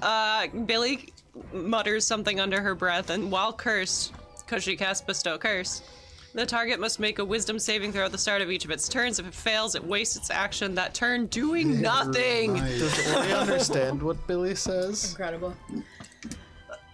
I mean, probably, but also quiet, so Is it just in common though? it's probably Sylvan. Okay. But you still, like, understand it. Yeah. We all we're speak still- Sylvan. No problem. But it's not like None of some us weird do. hag Everyone speak or does. something. You reach forwards and kind of like groping out into the darkness, you reach and grab Stone. And as you do, you bestow this curse. And you can feel almost at once the same sensation that you feel when you get home after a long day of work and you sit down for the first time. It is exhaustion that goes into your body and then immediately seeps out and into this creature. And you feel almost at once it sags slightly. It is cursed. Anything else, Billy? I get the concentration ring, and then just a Hexblade's curse for good measure. Curse. Yummy. So I don't have to Extra concentrate cursed. on that one. You just put all the rings on this guy, no problem. That is your turn. He's That so does cursed. bring us to this individual. There's a curse. So it is afraid. It's like a gold bronze. It cannot get any closer to Ori, which is fine. Did it roll the dice at its beginning of its turn? No. How much damage does it take at the start of its turn, Alina? Shaken. He's He's not in it. Hunger of the no, Hunt. he's not in it anymore. Oh, okay, great. Oh, right, because he waded his way out. He walked out.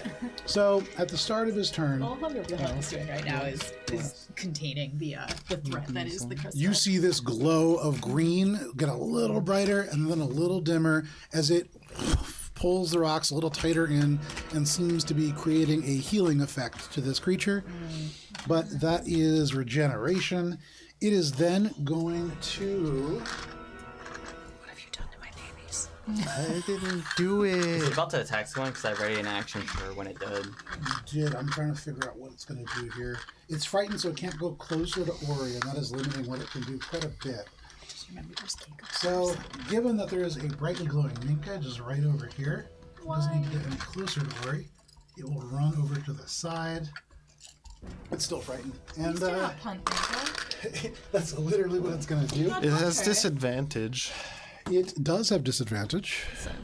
I feel like if it's running towards Minka to attack her, that would trigger my. Like, as it pulls its leg back to Well, punt Minka, absolutely, can't- you can go ahead and cast There's Command. no action. It had to make the wisdom save, right? Correct. Right, he right, wastes right, his right. turn doing He nothing. does waste his turn. He doesn't have an action. He's still going to run over to Minka. And just kind of be there threateningly. It doesn't seem to have the ability to attack, and Minka, it looms over you. But as it goes around towards you, looking at Ori, you can see the green eyes kind of stitch up, and it is unwilling to get any closer. It is locked right there. That's kind of all that it can do. No actions, right? No actions. Alrighty, that is the troll's turn. That brings us to Valis. 2 turns on this creature wasted. I was too excited. All right. Let's see. Synergies. I'm going to base step over here Okay. and flank it with Minka. And take a quick look around. Do I see any of the bodies of the people? Make an intelligence saving throw. And you do. No, Oh no, you wait. don't. Very, You don't. It's very no, dark. don't make an intelligence saving throw. As you turn and look, there is just darkness behind you. You see nothing. cannot emphasize enough that it is But completely dark. the cave is lit up, right? Because Correct. of the daylight. But the Alright. magical light does not pierce the darkness of Hunger of the Hunt. Okay, so I'm gonna say out loud. I can't see the people we're saving. Are they in your spell? To Alina. Sure. And Alina, suddenly you get that like icy feeling when you realize, wait, did I leave the oven on? Yeah. There's very likely these people are in your spell. Oh god. All and 4 then of Oh, sir, knew those. 4? and then I'm The gonna, dwarf had said he heard 2 screams. So they said there were 4 people in here, right? there's 4 at the start. The dwarf heard 2 screams, and Alina's killed 1. So the math would say that there's probably 1 left. There's one left. Hey, 25%. And attack it twice. Let's see. The attack is. Why can't I find it? 21 to hit, and then and then a 19 to hit. Okay, 21 hits and a 19 meets it, beats it. All right. I'll use a second level smite, just for funsies on the first one. Let's see. It's gonna be that's gonna be 2 magical piercing damage, and Oh boy. Every little bit. yeah. And then the smite does. This isn't a fiend or undead, right? No, it's not. Okay. 12 radiant. 12 radiant. And for what it's worth, that does the full amount that you would expect it to do. All right. Anything else, Valis? The second attack, I'm not gonna smite, and it's gonna do 4 magical piercing. All right. Oh yeah, and that's it. Oh, I'm sorry, I forgot to add my strength. I get to do that. So that's 8 more. Yeah, that makes Yeah, sense. I was gonna say that's really, really low. Okay. That makes more sense. It's been a while since I've stabbed something No, in no this problem. game. So you stabbed this creature twice, bringing back fond memories of your youth. And that is your turn, Valis. That's it. All right, you phase step forwards in that full run, and you reverse your momentum, so that way when you finish your phase step, you're running the opposite direction and making the attack against this creature. You're able to pierce the stone, but not much. The smite helps, but again, not much. That is your turn. That brings us to the elementals. My rocks. My Oh, elemental. your rocks, yeah. The Valis elementals, go ahead. They're still attacking that guy because There that's you go. the last command I gave them. slow for that one. Good So job. that's going to be a 21 to hit, 21 hits. and then a 12, and then misses. 11, 11 misses. and then a 17, 17 meets it, beats it. and the last attack, 14. Averaging out from the last round, Not good. almost everything misses, just 2 hit this time. Yeah. Whoa. That is Max damage. 14 on the first attack. And then Min 4 damage. on the second attack. Hey, I you just know roll what? max damage on 2d6 and then min damage. Nice. Okay, so these rocks just pelting into him. He is swatting them away, and every time that he reaches up, he'll grab one, meld it into his stone, but then his elbow comes off, and it just can't quite keep up with it. It is slowly wearing him down, and he's not looking great. But that is all of the rocks. That is Valis. That brings us to the actual rock elementals. This first rock elemental right in the middle here, or right in the middle of all the other stones, is just going to turn and swing at the rocks because, it's being pelted now and it can't really figure out what to do. My brothers, why do you fight me? The first one is going to be a 24 to hit. The second one is going to be a 21 to hit. The first one is going to be 23 points of bludgeoning damage. The second one is going to be only 14 points of bludgeoning damage. Alright, say this to me. Yes, your stones. The rocks. Oh, to my stones. Yes. Alright, which one did he attack? The same one or different one? Same one. And how much did he do total? Man. 24 for the I was first laughing game. at that joke. I believe it was a total of 36 points of damage. It is still up. There you go. By a crumb. And that was that tiny little bit that from the elbow. Just barely staying up. But that is all that one can do. The second one that is down here. This isn't funny at all. Is he not affected by anything right now, correct? Yeah, he's just hanging out. He's It's not lit me up. hanging over him, so he's got to look up. Anytime he looks up, he just sees my He's going butt. to turn and just meld with this and to help his friend. He is also going to attack the rock. The first strike will be against that crumb. What's happening? That is a natural 20. That rock So, is obliterated. just for fun, that is going to be a grand total of 25 points of bludgeoning damage as he just smashes this stone, and there are just pebbles that scatter across the cave. The second attack against a different rock. I'll probably that is say going has to be, advantage on that one. If it's the one right next to it. Like he. Oh, because it's between the two of them. Yeah. just in case. It's still going to be a 24 to hit, which I'm sure hits a rock. Yeah. And that is going to deal... Oh, you know what? Pardon me. These rocks are objects, and this is a siege monster. So, Oh, he's gonna start throwing them. no. Well, it could do that, but no. So the second attack is actually going to be More. 6, 12.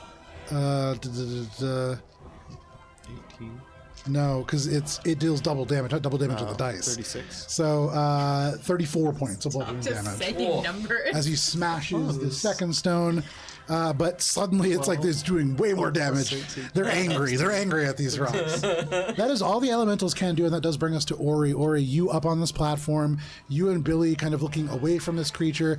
It is wildly swinging now and looking for some kind of an opponent. Doesn't seem to be able to like strike, and kind of almost like seems to be battling just nothing in front of Minka. Minka is standing there in front of it, and it's standing there in front of her. But what do you want to do? I'm gonna shoot it again. And you said that it had like opened up a bit and there were some things inside. It had, and that was really the healing effect that was regenerating it before. So it wasn't like some sort of gem Weakness. core. No, it wasn't like it wasn't a glowing part of a boss. All right. Well, I'm gonna go ahead and make my attack still. I believe it's at advantage. Well, is it an advantage because it's no longer frightened of me? I don't think it's at advantage for anything right now. I Yeah. would have had. If it's sneak attack, it's being threatened with 2 allies. Yeah.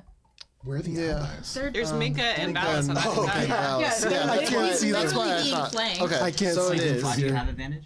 He's a rogue. Yeah, because I have not. Oh, steady. I have never in this battle been able to see Minka or Valis because of the way they've been positioned. If it's got an ally within sneaky. 5 feet of it, I get. I think you have to be one of the flankers to flank. No, it's not. No. It's No. he's a Sneak attack rogue. thing. He gets Oh. it. Yeah. It's a rogue thing. If one of your allies is in base contact, then you How's it John. 24? or you get the sneak attack. 24 As a hits? rogue. All right. But not the advantage. I am No, you going still get to advantage 'cause sneak attack. Sneak attack is expend default the final advantage. charge and also a It's a rogue. It's a rogue. superiority So he has die advantage Okay. right now. for another menacing attack. Very nice. Numbies.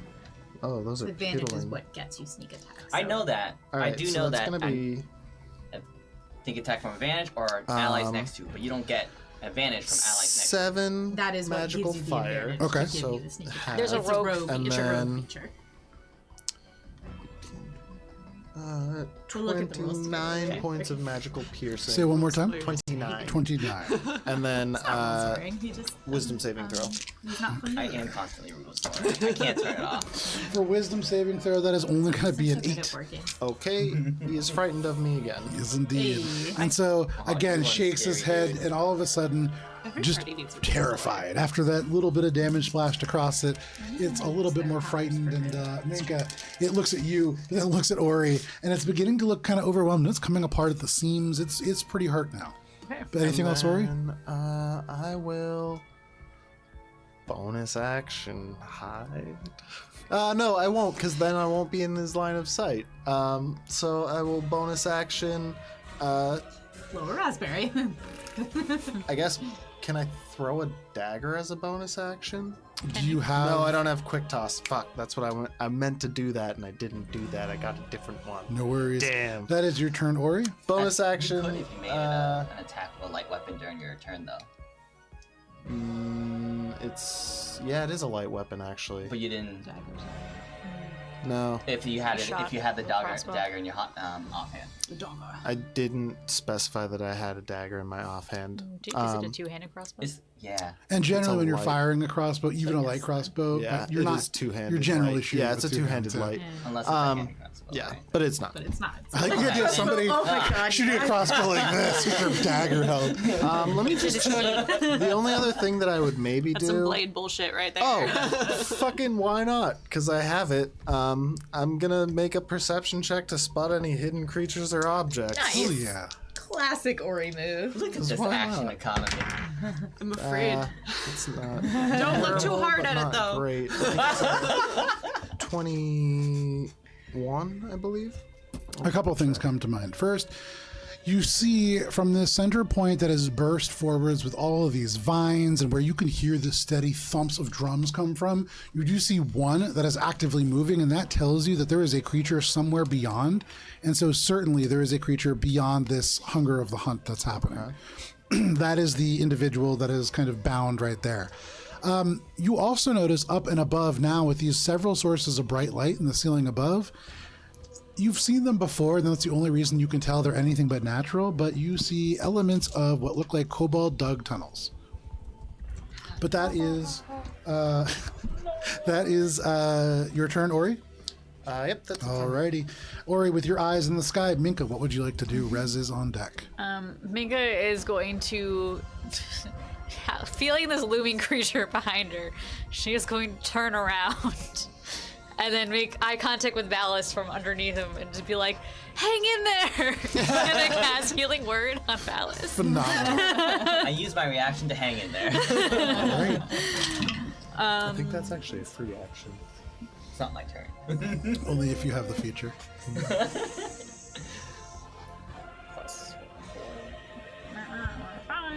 5. For a total of 11 points of healing, so I rolled like absolute doo-doo. Hey, it's still 11 points of healing. 11 points of healing for Valis. And then she's going to reach forward and touch its foot and try a shocking grasp. Phenomenal.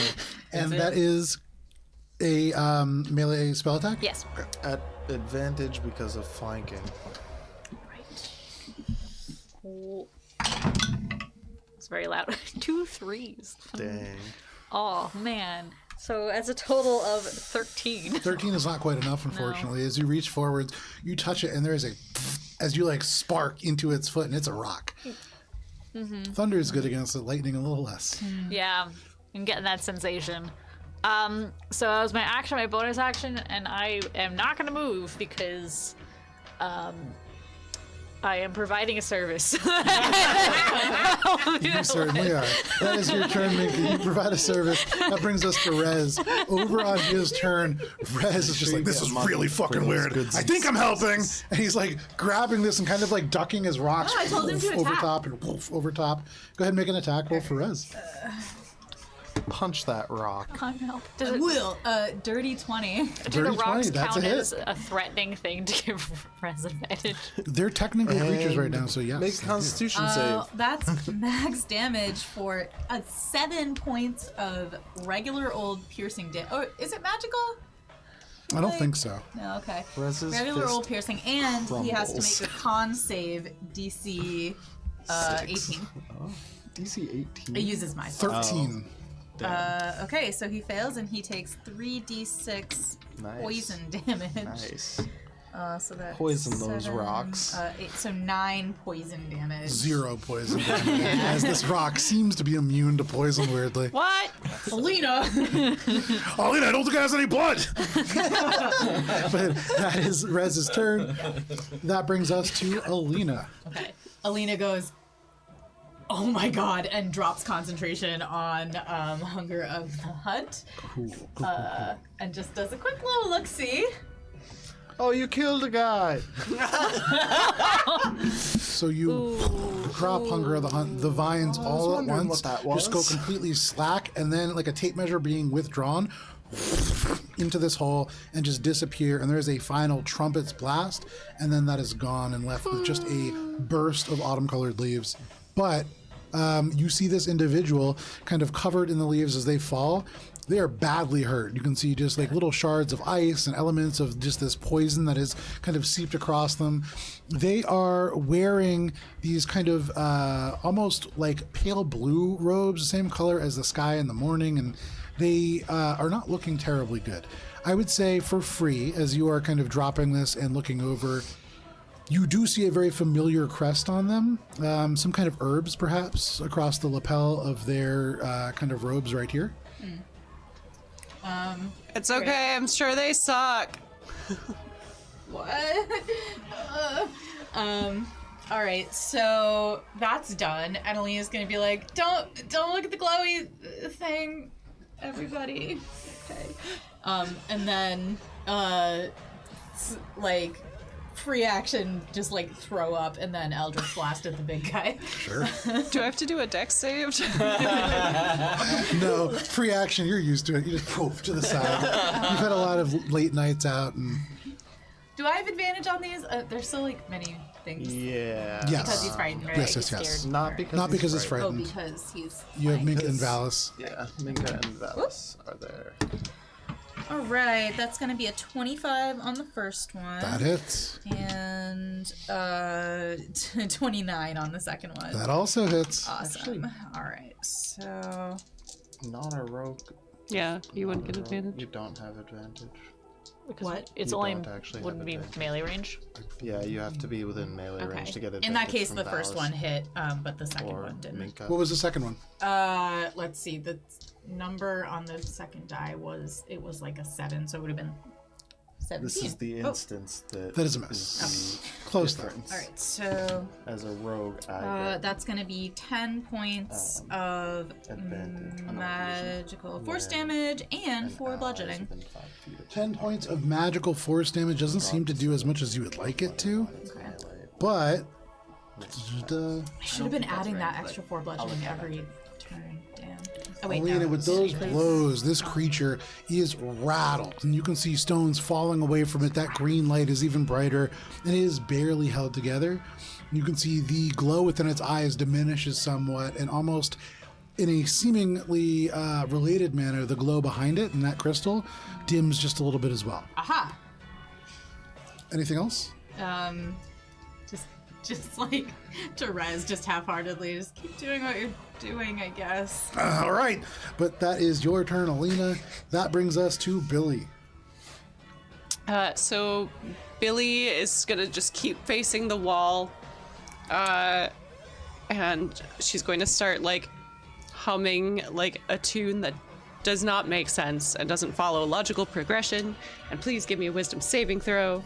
Sure. It's a second level. For whom? I feel that. Big guy. That is a natural 1. Sweet. Yeah. On a failed save, it takes 3d6 psychic damage, but I'm doing it at second level, so it's 4d6. Very nice. So that's 10 points of psychic damage and must immediately use its reaction, if available, to move as far as its speed allows away from you. It doesn't have a reaction, actually, because... Sweet. Billy. That actually is good. Tell us how it happens. Redemption arc. So Billy just like is staring straight at this rock wall and isn't paying attention. Aside from just like spell cast is stupid rock. And then just hears the sound of There's an opening. small rocks falling before like gravel just descends and like rains down and kind of just disintegrates from the top of the head all the way down to the feet. Sure. And for just a second, kind of risking a glance over, you see the crystal dimming to a very, very mundane green. And all at once, you could hear this rumble and shudder. And for those of you who can see, actually, it's just Rez. Rez is like, there's something going on. These elementals just rumble and shudder and shatter apart. And you are all out of initiative. Saving throw. What spell did you just kill it with? Dissonant whispers. Okay. Minka's gonna wheel around and sprint towards the fallen person to be like, oh no. Okay, so you sprint, and there are just broken bits of rock, and it's uneven. You trip a little bit and have to like carry yourself over. But as you make your way through there, because it is 9 o'clock, let's take a quick break, and then we'll be right back with a little bit more D&D. But excellent work. Honestly, this was a pretty challenging fight, and you guys did really well. Yeah, very, very nice. We'll be back in just a little bit. You'll see a timer on your screen. We'll see you in a bit. Bye.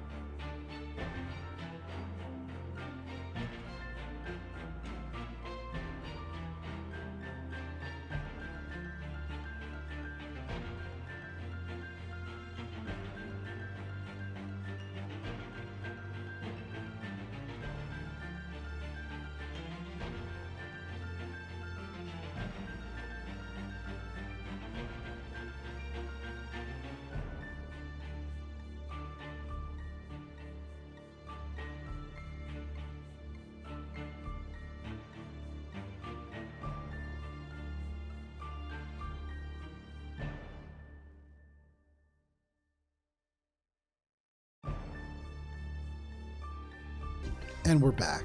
Thank you for sticking with us through the break if you did. If not, welcome to D&D. If not, goodbye, I guess. If not, get the See you hell out next of here. time. There's like a million channels on Twitch. Find something better. So, you have all managed to defeat this gem troll along with the sort of earth elemental extensions that it had out within this cave. As you did so, the glowing gem died down to a much more mundane green, and all of you find yourselves within this cave. Minka, you rush across towards this body that is on the ground. And what are you doing, Minka? So she's gonna get to the body, and without even checking if they're alive or not, she's gonna do a first level cure wounds. Okay. So you go over and you cast Cure Wounds, and you feel the magic sink into them and take effect. How much healing is that? All right. So it is. So no one else is within 30 feet of me, right? It's just this dude. Correct. All right. So that is this collection of dice. So that is a total of 12 points of healing. 12 points of healing. You can see this surges into them. And very similar to the individual you talked to previously, you can see on their face, the eye is like badly swollen and red and angry looking. You can see because it is not covered, there is like pus actively weeping out from underneath the eyelids. But you cast the healing and it surges into them. You see a little bit of color return to them. Nothing changes about their eyes. That seems to be an effect that is staying at the moment. But you hear them begin to breathe a little bit more steadily, and they seem to be okay. They're alive, but their eyes are not okay. Well, we've got to destroy the gem, right? Is the gem still there? The gem is still there. Okay. You take it off the board. Oh, sorry. Yeah, it's right next to you. I just moved it so I could take the battery off. Oh, very good. 'Cause I don't want to Okay. Hearing that Yeah, just there is That stupid little thing. hearing that there's one person alive, Alina comes back down to the ground, sits down, and just has a 1,000-yard stare. Okay. So you go over, you sit down. You had been told that there was 4 people in here, and there's only hey, one person Alina. over there. Could you send Rez up in there's some kobold tunnels? I'm on the floor now. Oh, hey, Alina. And she's like, sure, you can just tell him yourself. Oh, where? Oh, hey, Rez, go check up in those kobold tunnels. See You if there's hear in anything your up there. mind, Elena, do I really got to listen to this guy? Just do it. There could be Maybe something there's something good up cool there. up there. All right. All right. Great idea. Nice Up one. and into the Rose. caves. And then I want to go check out all the cool crystals and stuff and see if there's anything of value that I can pocket without Make anyone your way noticing. in that direction, looking over to your right, seeing Minka just holding this person, healing them with a little bit of magic. Is anybody else doing anything? I go. Go ahead. After you.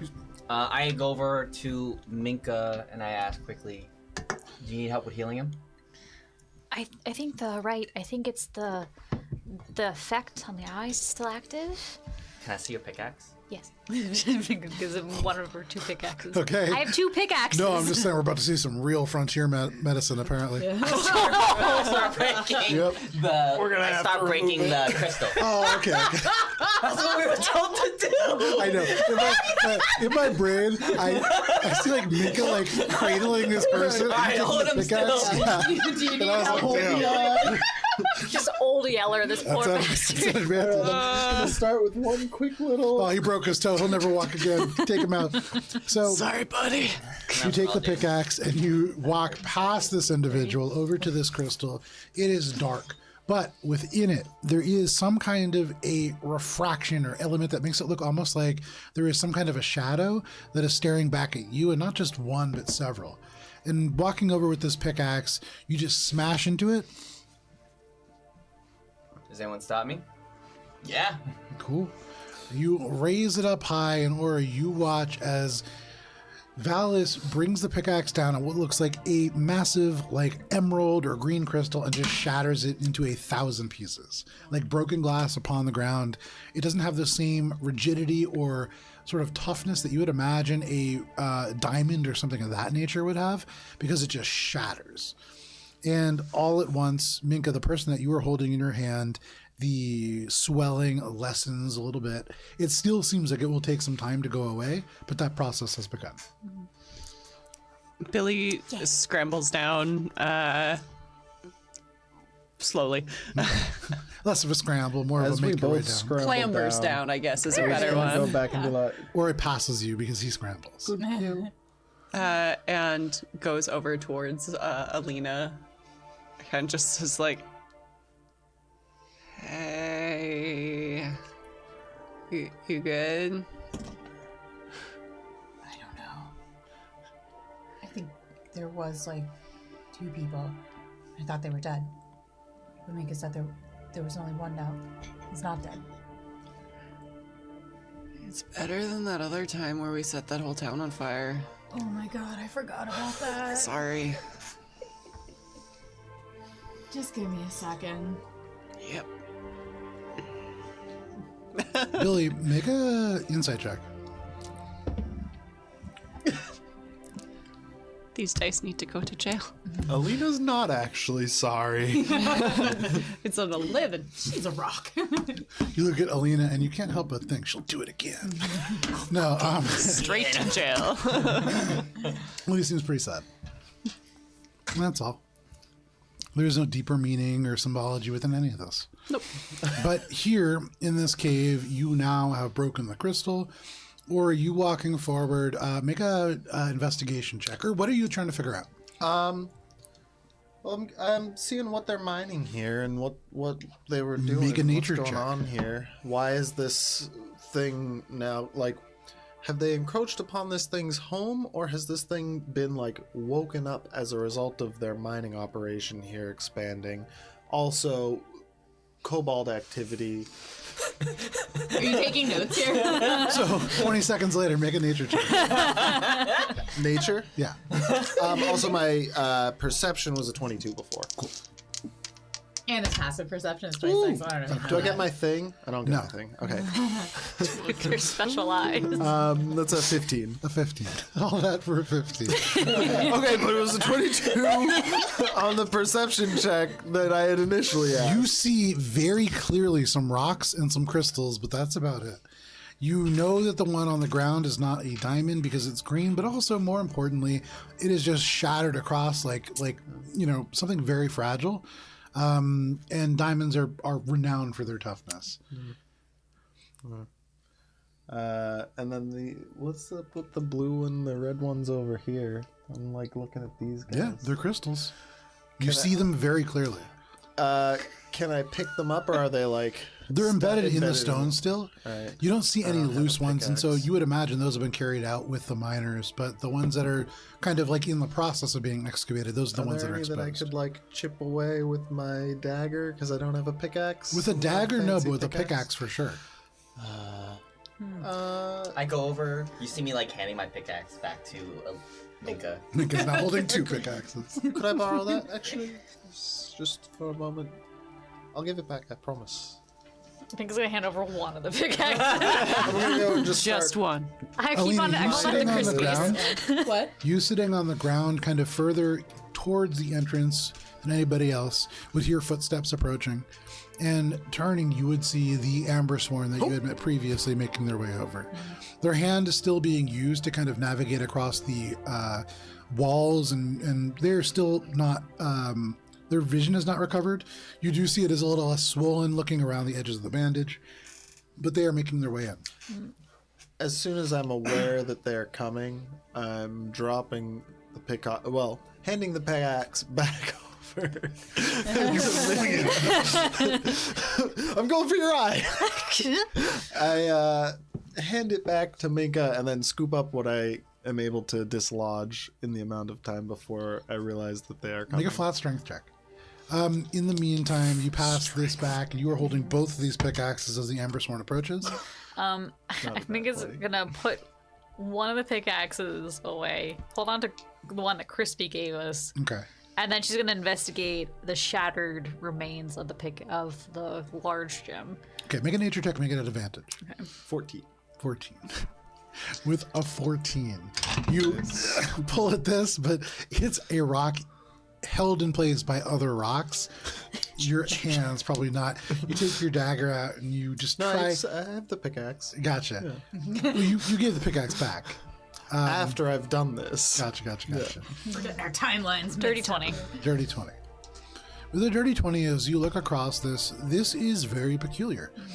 This is not necessarily natural stone. You haven't really seen anything like this. It reminds you, with a 20, it brings to mind something, but you can't quite picture it. It's something maybe from being a very young Winka.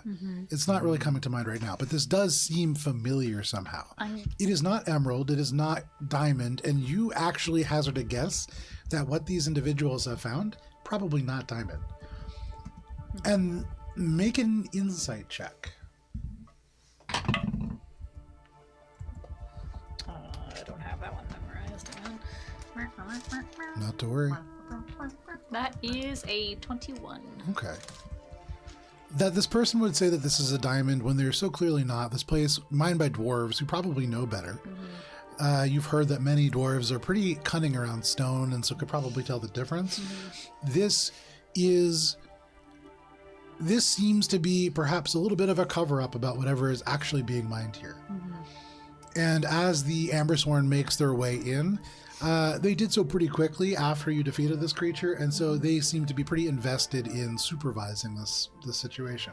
The dwarf comes with him, holding their spear and shield, but they navigate their way in, and to you, Alina, they would say, "You've done it. Thank you." Yeah. And Alina stands up and goes, there was one survivor. Only one. Yeah. Which? And Alina just points over to where Minka is ministering. You see they turn and they kind of crane their head, and there is a deep good. You've done well. We'll make sure that you are able to get to Darkbriar with no further issue. Is it kind of odd that he's saying good about the fact that one... Make an insight check. Can Billy also... I would also like to, Make an insight check. I thought I knew what was going on, but... You mentioned the individual that who was still alive had armor similar to his, right? No. He is wearing armor of the Ambersworn. The individual who is rescued, underneath this kind of orangey cloak, they're wearing a, the color of the morning sky blue robe. And on it, in this very fine, almost like copper thread, there is an insignia that you have all learned, I believe, matches the Lunarecht. I got a 22 on my insight check. Okay. 8.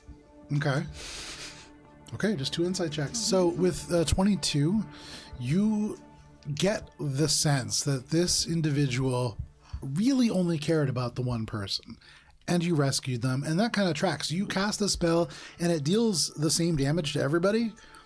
There was only one person who survived, and that tells you that they are probably a little bit more combat capable, perhaps. But they are now, hurrying you out the door, and it does feel as if you are being kind of shooed along. It doesn't feel malicious necessarily. There's no real malice here, but they are absolutely trying to get you out of these caves. Before they approach Minka, she's going to take the piece that she'd picked up and put it in a pocket. Make a slight hand check. I'm so glad that this is something And make that it she at advantage, definitely has as he is not experience in. sighted at the moment. Was I able to get any chips off of any? A sleight of hand. In the future, it may be a good idea to ask somebody a little stronger to do the strength-based things.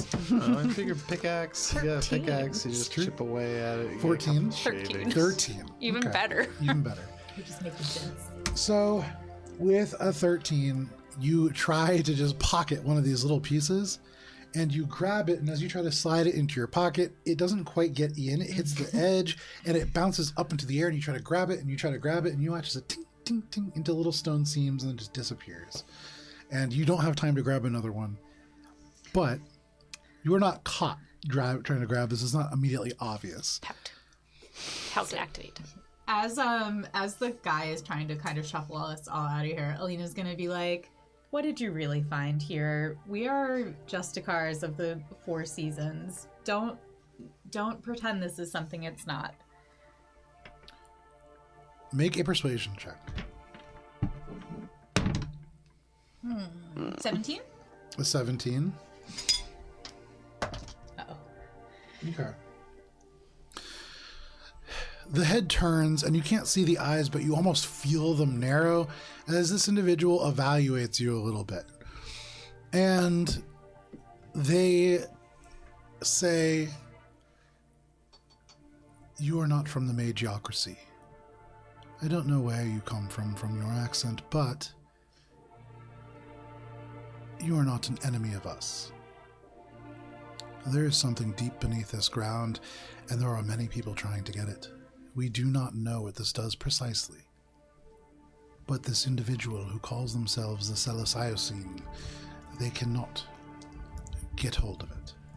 Nobody can be permitted to help them." So what's your plan then? To continue to dig and see where this ends, and then seal it off permanently from anything else. Why keep digging then? Why not just seal it off? Because we don't know if we'll be sealing the entire thing. And this needs to be sealed in metal, not stone. So what's the thing then? He turns, and with the eyes kind of gestures where the crystal was. He cannot see that it has been shattered, but in the vicinity of the glowing crystal. And he says, "There are crystals here that behave in ways that they should not, that break when they shouldn't, and that can absorb things that would otherwise remain stationary or on our plane. It is how we are able to do things that no one else can." And they hold their arm out, and you can see the vials just bubble within the armor. And it is how we can keep the Magiocracy safe. Insight check. Sure. Yeah, I'm. Terrible. Is he lying about their use right now? Make an insight check. Ear for deceit. 12. 12. Hard to tell. I am too upset by dropping the crystal. Damn, You're just looking down. Like you're looking at him, and then, It's over there somewhere. yeah, hard to concentrate. 17. 17. With a 17, as far as you can tell, what they're saying is true. They're definitely being guarded. They're not telling you Right. everything, but they're not. They're saying more than they typically would. You get the sense. There is an element of trust that you have built within this individual. I'd say with a 17, where they're no longer treating you as directly outsiders. Like You're we're being. capable of at least handling this. When he greeted you, he treated you as a resource. He is now sharing information with you, and that is different. But he turns and he says, "We do need to be going along." As he leads us back, I want to ask him. So we're on our way to Darkbriar because we heard of explosions. What does the Amber Sworn know of the explosions within Darkbriar? Make a persuasion check. And this is not to persuade him to tell you. He starts talking right away, but this is more about, you get the sense he's evaluating why you're asking this. And this is him making an insight check to see how much he knows about why you might be asking. Can I maintain my passive and active insights on this guy? No. 15. I mean, yes, but that's probably Yeah. not good. 15. 15. Okay. With a 15, you look at this individual, you try to hold his gaze, and he looks at you through these bandages. You can almost feel him looking. And it's less of a look and more that in this moment, he is trying to get a sense for how, as a paladin, you almost get the sense that there are similarities to this individual that you have. And in the same way that you would detect undead or fiends or things that are perhaps evil, he's doing something similar in this moment. But he nods a little bit and then says, "There are those that would tell you that there is a group in the hills that are causing these collapses. But that is not true. That is to cover the fact that there are monstrous creatures that have been sewn together from other monstrous creatures, making their way from the mines and attacking everyone. It is useful for people to believe that there are people doing this." He continues to walk. Mika goes from pouting to actively frowning. As we're walking out, Alina's gonna tell Rez, who is invisible again now, to go gather up some shards of the big crystal and put them in Minka's pocket. So Rez right now, like kind of crawling through these caverns, goes, "So you want me to come back?" Oh, I forgot you were up there. That's okay. Just keep doing what you're doing, and then Alina's gonna use Mage Hand to get crystals. So you begin to like mage hand over to do some crystals. At that, the dwarf is going to come over and say, excuse me. I don't know what kind of magic you're doing, but around here it's really dangerous to be casting things. So please, if you wouldn't mind, just Oh, okay. I won't cast magic. I'll just pick it up.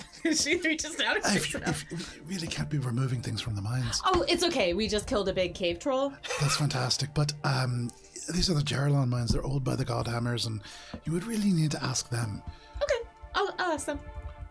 She doesn't put it back down. But I'll really be. Alina, come along. Can I like make a persuasion check to get him to leave me alone? I mean, he doesn't seem to be leaving you alone. You could walk away from him if you want.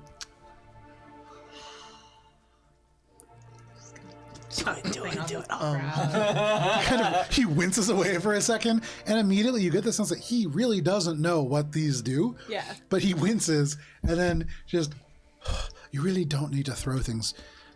He goes over and like gingerly kind of pushes it off of the ground to the side of the wall, and begins to move over. And there's a few more dwarves coming this way, carrying bags and buckets and things of that nature as well. I tried so hard. Bailey heard of anyone that's stitching creatures together to make other creatures? You had all heard of the Celosiocene previously from an individual known as Numlock. I got cursed by for a small amount of time. Yes. This is an individual who is creating monsters, in the words of the kobolds, and that really matches up with what you're hearing here. In a very literal sense. As we're walking out, presumably, Yeah. I You would pass the dwarves. pipe up to Hayward, and it just says, casually as we're walking, Hayward, is it? You wouldn't happen to know who's in charge of the detachment of Embersworn in Darkbriar, would you? Who's Hayward? The Waymore? Raymar. There it is. Raymore. Raymore Dave Freeze. Yeah, he's saying his name wrong on Yeah. purpose as a power move. Gotcha. Are you actually? Not as a power move, but to divert suspicion from me being Sure. Okay. someone. No. I just want to make sure. Okay. Yeah. So go ahead, make a persuasion check. So Oof. He does not like me. That's a 5. With a 5, he sighs a little bit, and he turns to you and he says, Raymore is what people from outside the Magiocracy call me, and as outsiders I've just told you all that name, but it's pronounced Remoray, if you must know. Remoray. And if you do intend to use my name in Darkbriar, which you may, and allow them to know, well, you've dealt with this problem, and I do need to come back to find a healer myself. So I will accompany all of you to Darkbriar. And who is in charge of the detachment there? At the moment, give me 1 second here. So cute. To my Darkbriar document. You're so fucked. Okay. Darkbriar. Emerson Barracks North. Okay. They say, at the moment, the Embersworn First Oath is garrisoning the entire town. The second and the fourth have gone north to do battle with the creatures in the mines and the passes around the area. There are approximately 100 Embersworn within Darkbriar at the moment, not counting, of course, the tower with Ember Wings. And they hold off, maybe almost about to say something else, but they don't. I had heard that rumors, and I know that they were just rumors, that the Embersworn had stopped sending its forces into to fight the mine, and that they were using adventurers. Is there any truth to those rumors? Make a persuasion check.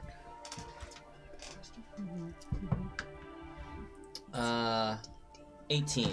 It's ridiculous. You're almost back to the station, and he pauses at this, so much so that like the one dwarf who's still following all of you that didn't stay back almost like walks into your group. But he turns and he says, "It is a complicated situation, but there are many adventurers who have been enlisted to help us in the more dangerous places where the more valuable resources can't be spared. You would be wise to stay within Darkbriar for your visit." He continues forwards. That feels mildly threatening. Do I get the sense of what he means by stay within Darkbriar, like opposed to what? I don't think I understood. Instead of going into the mines? That seems to be the implication. Okay. It seems to be less a threat and more of a Dangerous in there. Warning. he can't really tell you what's going on. You get the sense that he definitely knows more than he's saying. He's sharing a good bit of information. With your insight checks combined, you have no idea what level he is sharing with you. You just know that it's more than usual. He is giving you as much of a warning as he can. But you make your way back to the station with no further issue. And this individual, to the assembled dwarves there, gestures once, and you hear the vzz as the beetles begin to take off and remount the train to the track. You can see things begin to get mounted again, and people begin to board. Is there anything that you are all doing before reboarding the beetle train? Rez, did you find anything up there? Rez, in his make an investigation check. For Rez. Yeah. Is Remare actually staying with us for now? Are we being They certainly babysat? seem to be. Oh no. We're 100% being babysat. Ori's gonna find a seat in the beetle car that's like as far away from. Aren't we in the fancy car now? Sorry, what Are we kind in of the fancy investigation? car now? Yeah. Oh my god, we're in the fancy car 11. now. 11. Yeah. It's just like rocks around here. I mean, there's something weird about it, but no, just rocks. All right. Well, come on back, and on your way back, if you can snatch one of those crystals, then go for it. I mean, do you want me to take one? Yeah. All right. Make a sleight of hand check. It's flat. Even though he's invisible, you're picking up a visible gem amongst several dwarves. Yeah, that's a 6. That's a 6. He gets closer and he's like about to go in, and as he reaches forwards, the dwarf goes, "Almost missed one," and just grabs it right in front of him. He just goes, "Oh, Alina, I'm sorry. You know what? I didn't mess up. It's just that like Ori was talking so much, I got distracted." Yeah, but that's okay. All right. Well, it's just come on back. All right. You're good. He just appears right. I didn't mess up. Always.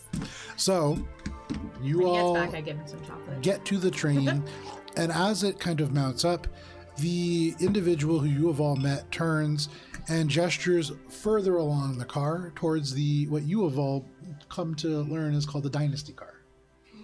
For the Kana class? No. No, it's This is the car in front of that.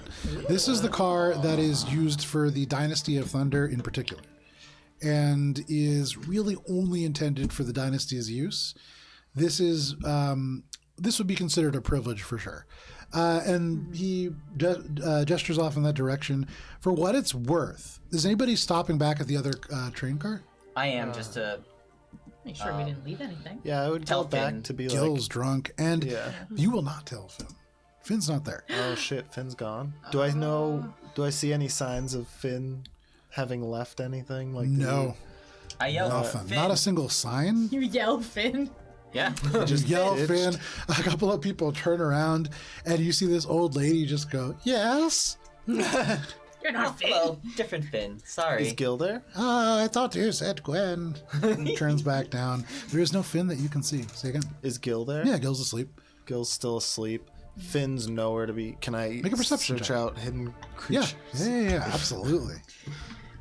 I feel like maybe he's I like just check my pickpocketing pockets. or Did he something. steal anything? All right, that's pretty good. Pretty good. Make an investigation check. Oh no, I don't like that. Yeah.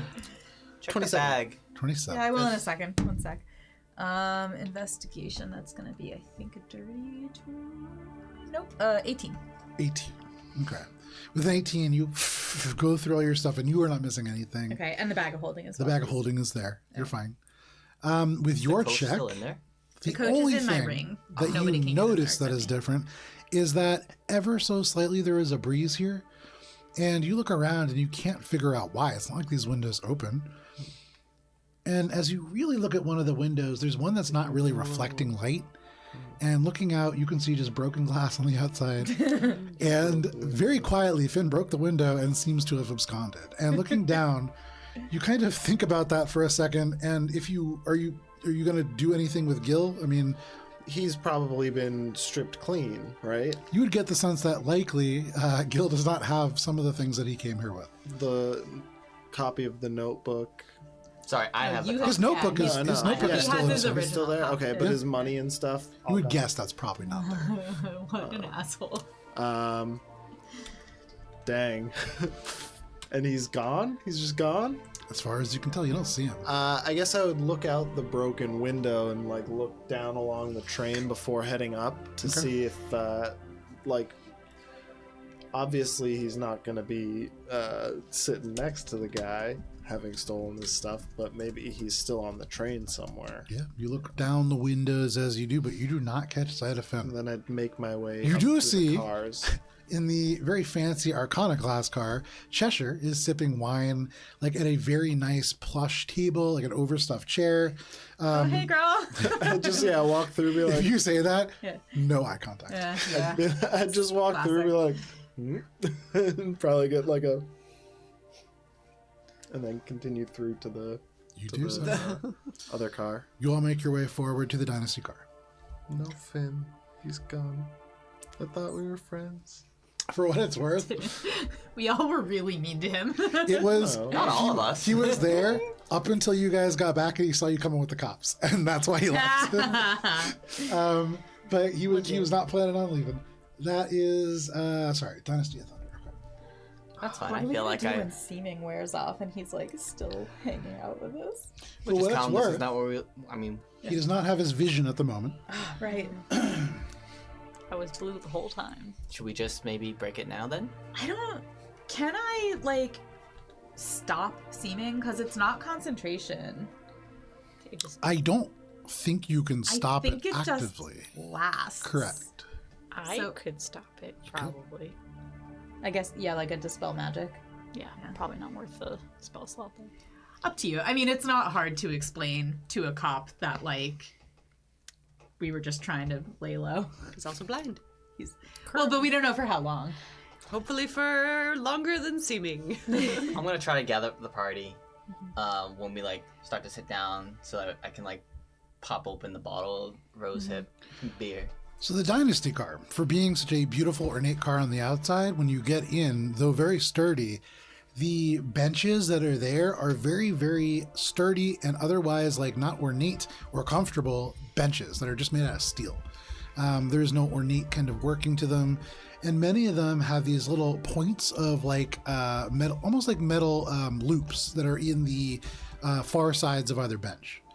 At the moment, they're just mostly empty, but he goes in and sits down, and if you want, you can take this entire car. I mean, it's just you and him, and there is space for approximately 20 people here. I guess we can. So it's somehow less comfortable than the back car. There's no one else in here. Not a single person. It's kind of cold. Are you saying this out loud? Yeah.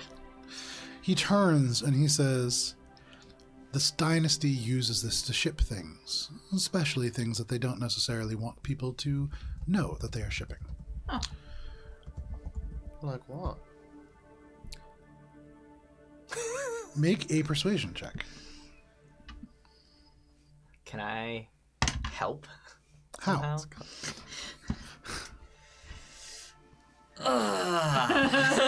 There's no help. I'm gonna wait for this one for you. You got a I couple want to seconds. help. I just don't know how. So we gotta say anything. Fair enough. Really, really Consider it done. could have used your help there. Natural. All manner of things. But whatever these things are, they are shipped here. away from prying eyes, and away from grubby fingers. Is he implying that my fingers are grubby? No. But he sits down kind of near the front of the car, which leaves the rest of it. And if you want, you guys can all kind of go towards the back and have a little bit of space. But yeah, So Darkbrier's the next stop, right? Correct. And how long is it going to take to get there? about 5 hours. This is the longest leg of the journey. I asked him about the pins and which color is for which station. Which one's your favorite? And also, He smiles, almost like a little sad, and he says, I regret to inform you that the pins, along with most of the beetle train, are something of a tourist trap. They don't really do anything, aside from look nice. sometimes looking nice is worth it of itself. I don't disagree with this. At the moment, it doesn't seem to affect me terribly much. He kind of gestures at his eyes. But he nods, and is there anything that you want to do before the train pulls away? Are we free to sit in other cars? No offense. This isn't exactly the most comfortable of spaces. Yeah, why are you sitting up here? You guarding anything? Doesn't look like it. He turns and he says, as you said, there shouldn't be anything in here, and the last time that I was, there was not. I also was not immediately planning on returning. I am doing so to accompany you, the Justicars of the Treaty of Four Seasons, who, I've been told, have business somewhere in Darkbriar investigating explosions. Are there not explosions? Very Well, you said that. to follow us. It's along. because Ori was the one that told him. Yeah. Oh. I didn't Yes, say anything about Yes, you did. explosions. You did I? did. You did. Minka's gonna look around the car, and we were told by the the fists of equalitarian. The meritorious hand. There we go. Equalitarian. I couldn't remember meritorious. So what are you saying? That barrels were shipped in meals. Yeah. So Minka's just gonna look around and see if she sees any circular marks on the ground or anything that would imply that Get an barrels investigation will... check, yeah, for sure. Not great. He hasn't said that we could leave. I mean, No, he's like, he kind of got sidetracked. But yes, he has not said that. 12. 12. With the 12, you don't see any markings for barrels or circular objects or square objects, really any shapes. But he kind of turns and back to you, Billy. He says, if you would really like to, yes, of course. You will be subject to less harassment in this car. I wasn't subject to any harassment in the other car. It was empty. Nobody's stopping you. I think I'll join you there. yeah, me too. Oh. I'll be back. I'll be back. In the car. Maybe. Stay in the dynasty car. Yeah. So we split the party. The two knights Amazing staying in gameplay. the dynasty car and everybody else going back and into the sort of regular cars. So we'll stay with the dynasty The car. two who have seeming cast on them are with the guy. How many hours left? I'm not sure. I probably 7 hours out of 8, I would guess. No. No? I believe you were at 4. 4. Oh, that's Oh, that's so it's gonna- less than 7. It's gonna go off in. Yeah. It is. While but- you're in the car. Right at While- the end, yeah. Can he see? Or Not in the right car, he does not As far seem as to you be can able tell, to no. see well. Okay. But the train pulls away as you all make your way to the other car. You open it up to find a very drunk Gil just asleep, kind of sprawled out, almost falling into the aisle. I think Finn wiped them clean. You can see there is this old lady who Valis had kind of addressed previously, who just looks up and then kind of settles back down. But aside from that, the train is empty and you guys can get on board. For Valis and Minka, the two of you stay in the dynasty car. He waits for the train door to shut behind Billy and the rest of them. Excuse me. And he turns and just says, I mostly prefer to be here because the concession cart is associated with the Emblem Guild, and they will do whatever they can to nickel and dime people out of different increments. I've noticed a lot of that nickel and diming throughout this entire Beetle Train adventures, especially the Ascent. Welcome to the magiocracy of the Rising Storm. That's unfortunate.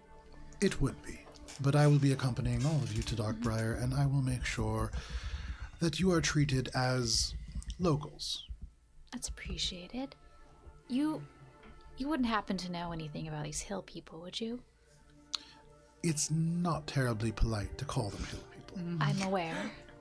They are a collective or an enclave, or some say a cult, but up in these hills is a group of people who really don't seem to have much else. It is unfortunately very useful to have them take the blame for these things that are happening. Do you... Oh, when you said that the rumors are that the hill people are causing them, it's... Do you happen to know if anyone has taken any action against them? Well, several adventuring parties have made their way, but with the monstrous creatures that have swarmed the area, it's unlikely that the hill people are even there, quite frankly. I see. So no one's seen them for a while? Not some time. And really, they would only come to steal things and do other things within the bay. They haven't terribly been missed. I see. So are there actually explosions? Throw a spoon. So are there actually any explosions happening in the mines in Darkbriar, or is that also another rumor? Is it just monsters coming up? There are collapses. Explosions, I couldn't verify that myself, but seeing as there are many adventuring parties that are making their way in, it is possible that not all of these collapses have the same cause.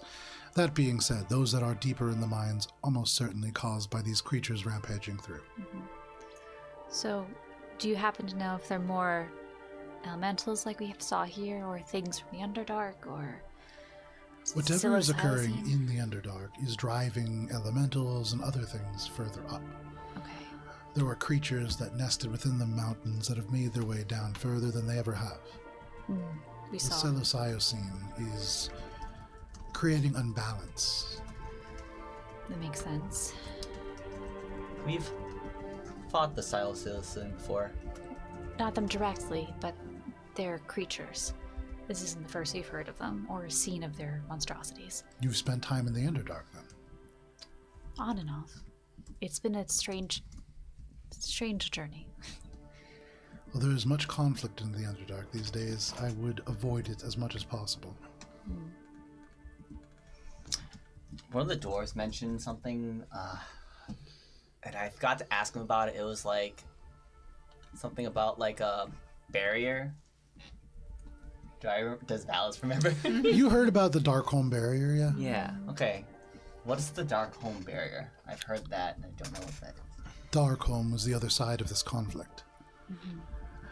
Beneath the ground, there is an entire continent, much like Everest, although by all accounts much larger. And there is very much a war brewing. Within or against? Between the Duragar and the psilocybin. Specifically, an individual known as the Grey Lady.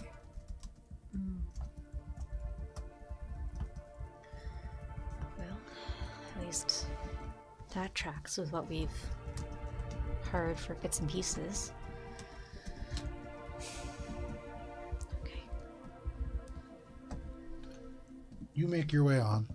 In the next car, your party members all find their way to the Sleeping Gill and this elderly lady.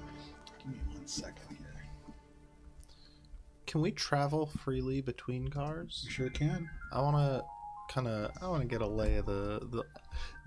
Now that we've dealt with this Amber Sworn thing, I'm looking for Finn. I'm just checking out all the cars. I'm enjoying the last Beetle train ride. No that I'll probably worries. ever Yeah, have. you're like, you know what? We have free reign of this car. I'm just going to go and like see what else is here. You go and you open the door, pressing this rune. It opens. You hear the wind going by. But right in front of you, there is a Furbolg. Like directly in front of you, and in front of him, there is a large metal car that is covered in all kinds of little bits of food and things like that. And he kind of, hey, sorry about that. Oh, no. I'm actually just trying to go through. Let me get out of your way there. You might want to actually hear what I have to say, friend. Oh, yeah. Come on. And he kind of pushes, like, nudging you with this little, with this cart forward. Scooching out of the way so he can come through and enter. Sure. So he walks in and he just says, "Hello, everybody. Going to Darkbriar and points beyond. I'm here with concessions. It's a longer ride this route. And is anyone hungry or thirsty?" While he's having this conversation, Yeah. I'm just gonna snag a couple snacks off of the thing from, like, because I'm scooched over. Make a behind sleight of him. hand check. I'm hungry and And you're I- a rogue. don't have money that I would like to spend on snacks, but Yeah. there are snacks here. Yeah. All right, nice. That's gonna be like 23, I think. Let me check. It might be 22.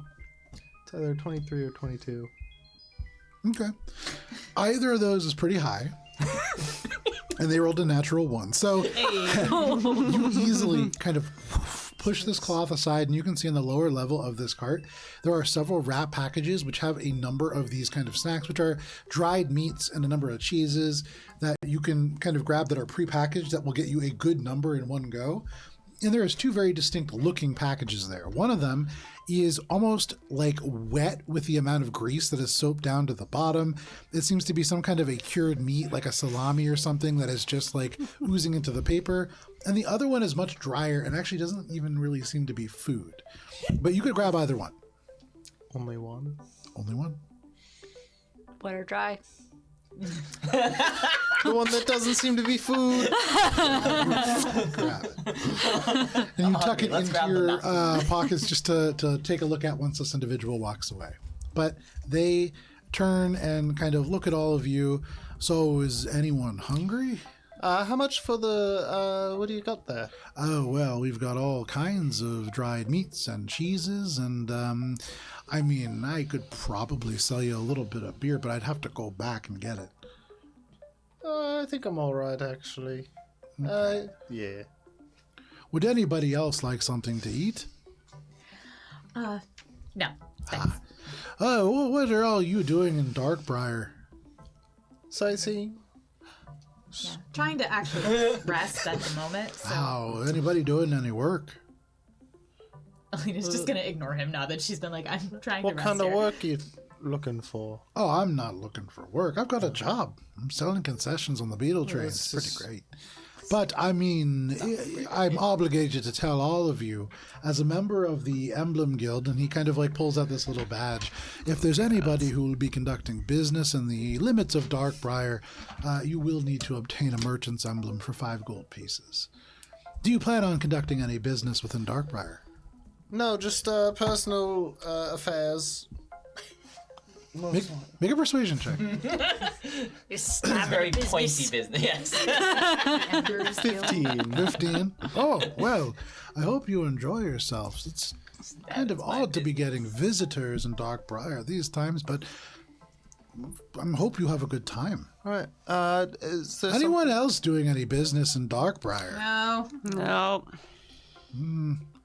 Just remember, if you're caught doing business without an emblem from the Emblem Guild, it is a 100 gold piece fine. Are you sure there's nobody doing any business? Many No groups business. split the cost.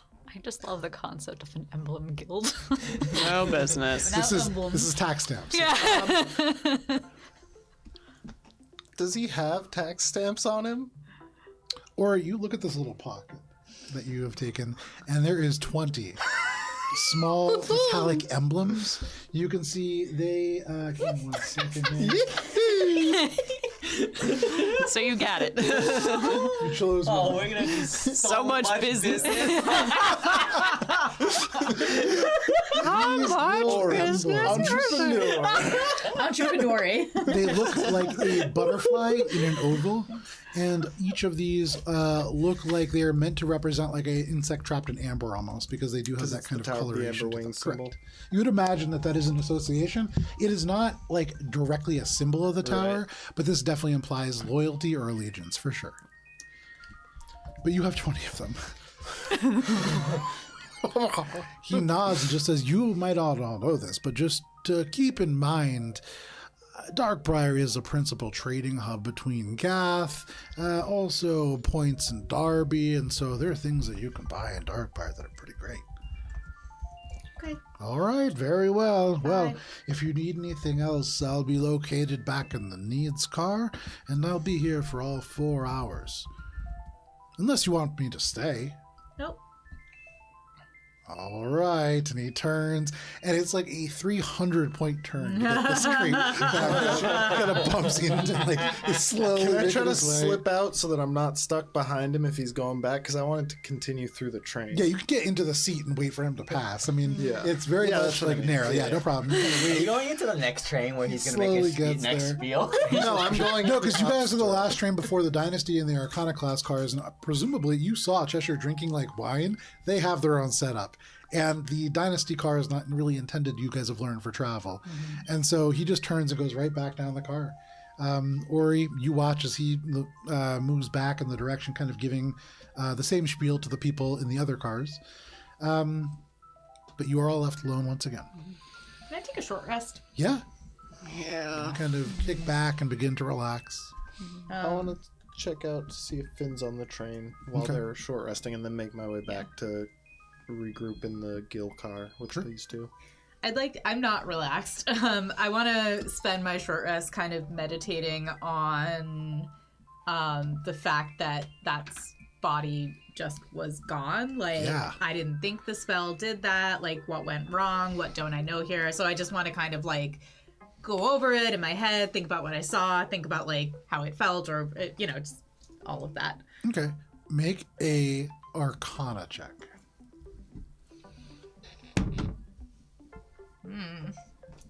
12. A 12. So, wanted to I know the mean, answer. with a 12, you think about this and you do take a short rest. You close your eyes and you kind of go into this semi-dreaming state where, like, every time this train jolts, you do open your eyes, but you're still half asleep. And you think about this and you see these events in your mind kind of as they're happening. You see the explosion of vines and the darkness kind of envelop this place. And you see, as you replay it, you can't quite tell how many bodies were there before the spell, but there's definitely only one when it ends, and something definitely happened to them. With a 12, there is something to the fact that this spell does not discern from friend and foe. That is certainly important. What that might mean really eludes you. But there is something that is important, that detail. Yeah. Okay. I'll just make a mental note to ask maybe someone in Thornholm the next time I'm there. Yeah, that's a very good idea. Anybody else doing anything aside from looking for Finn? I'm also looking for alcohol. No problem. You don't need to make a check. You walk down the train. You see in total on the entire train between the other two cars that have passengers, there's about 20 people. And so your car, the most empty, it is the one that is furthest up and the one that is kind of like the least appealing with the snoring halfling and the interesting looking group that all of you are. Perfect. But you make your way back to the Needs car, and there you see the Furbog. And he would turn and go, "Oh, have you changed your mind about doing business? If you want, you can spend a copper piece and grab a beer instead." I'll get 3, 4, 6 beers. Oh, is it 4 or 6? 6. 6. Okay, that's 6 copper then. Yeah. Here's a silver. Oh, thank you very much. Are you sure you don't want 10? I mean, 10 beers. I was gonna give you, like as a. Well, then you could just tip. give me more. Well, no, I don't have that much more actually. So I'm gonna give you the silver. I will take 10 beers. How about that?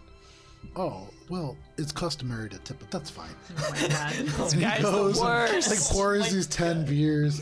And after the first 5, he goes, right around here is where people would tip me. But he pours another one and then pours the other ones. And then he gives you and counts them out. 1, This is 2. That would normally be 2 copper pieces, and then 3, and then 4, and then 5, and that's kind of where this would normally end. But there's 6. You're doing the Oktoberfest thing. How many signs you got? You just got And here's 7. The thing about that is, If you hold on for just a second, I actually got to wash my hands. It's part of our policy here. Every 5 And he beers, you goes gotta and- wash your hands. He walks over, he opens the door, and he just puts his hands in this like stone basin, and they just are clean. And he comes back out, and he pours you the other ones, and just passes you these beers. right. Here's a tip for you. Don't talk yourself out of a tip. Incredible gameplay. I'm gonna start walking back with my Right 10 before the fucking door beers. shuts, you hear, "Oh, that's what I did." And the door shuts, and he makes that connection. But you walk back with 10 beers. I'm gonna walk back with 10 beers and just stop next to Billy, wherever Billy's sitting. You walk back, you can see a kid who's just like, "Mom, it's just like Dad." And you just go through, and you arrive in the car with your 10 beers. Are you both sitting in the same aisle? Probably. Good. Like, I got 10. Oh, 2 for me. Whoop. I'm gonna put them down in the seat next to us. So I'm sitting across with a bunch of beers just on the seat. Alina shotguns one, and then Oh, into the glass. yeah, And then and then All the right, second one quick just round shards of shotgun. broken glass normally. everywhere. Yeah. Second round shotgun. And then Billy has 4. yeah, holding the other 2. What do you think the Thanks, others sorry. are Watching right now? them get sipped That's and being all 10 like, of those beers Chaos. immediately just accounted for. Billy is kind of nursing them, but definitely drinking 4. No, Or Billy. should I Venmo Billy you or? Counts all 4. Okay, no problem. no, it's only. Thanks. Billy and Alina, go ahead and make Constitution saving throws, please. Do I not get to? You're sipping them. Is this No, I against had this? I chunked Oh. 2, Spell and then I attack? have Saving the throws, other no. 2 against I'm the holding. spell? It is not. I'm sipping my third. If as you I have watch advantage Billy for poison, that would count. I do not have advantage for poison. This is That's Your poor liver, man. 12. nice. 12. Okay. I love 17. it. Okay. It's a 5 on the die, and I'm not constitute. Despite the fact that the two of you 6. like pound beers even more so than Ori, that's just another day in the office for the two of you. And actually, this is the first time that the two of you are drinking at a regular pace. You've been pretty sober for most of this adventure. Ori, on the other hand, immediately, you had sobered up a little for this fight and then immediately drank again. You had gotten drunk at Jarelon Mine Station. You got drunk here. You've been drinking for most of the day, actually. And as you kind of get most of the way there, you're 4 hours into this journey. You're getting real tired, Ori. Like, you've been day drinking all day. You had your first drink at 11 a.m. It is now right about 5 p.m.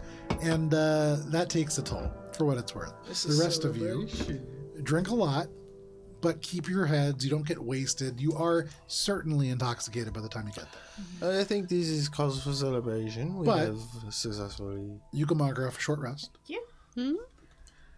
Billy, you can mark off a short rest. Yeah.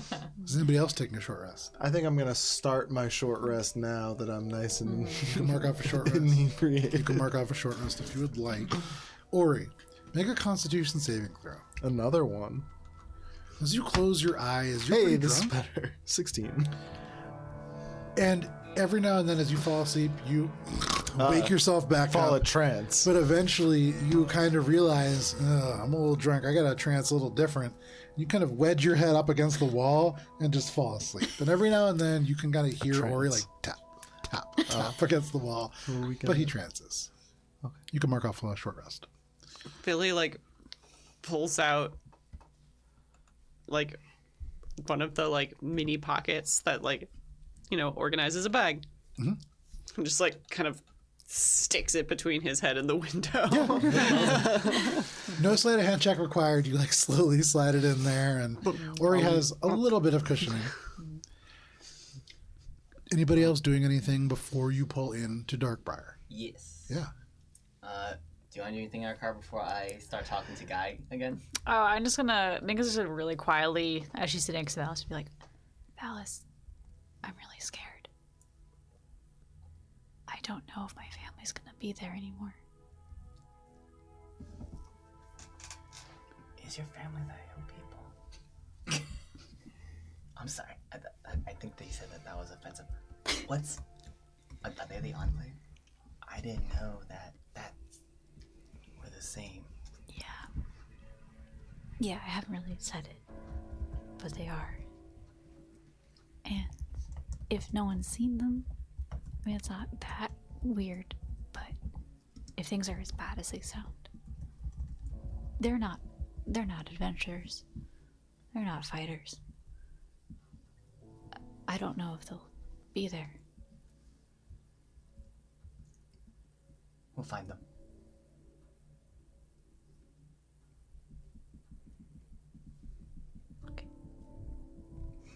And then Minka's just silent for the rest of the journey to Darkbriar. Minka, make an insight check. Ooh. Like, ooh. Ooh is good. Ooh, it's good. Ooh is good. Ooh is good. Ooh. Sorry for my terrible sound effects during this very dramatic Wah, wah, moment. wah, wah. 21. 21. With the 21, you also kind of, as you are a little bit nervous, you kind of rest your head on the wall and you're like waiting for the train to pass. You can't help but just have your mind wander back to home. And you think about the various people who may or may not be there. And in this moment where there is a lot of doubt and a lot of fear, there is something that kind of can't help but begin to claw its way into the back of your mind. When you had this vision of stars, it was wondrous, it was beautiful, it was this miraculous thing to find. But during your adventure, you've seen people being led. And you can't help but wonder if maybe you were pulled away from there for a different reason.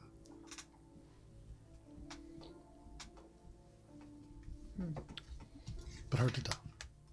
You make your way along the train, and as you do, Minka, kind of looking out and considering what might be next, you can see all along the side there are these trees that are a little bit smaller than the ones that you had seen in the Sentinel Forest, now kind of winding out. You can see there are kind of the beech, birch, and maple trees here, but there are many more pines, spruce, and the kind of fir trees mixing in.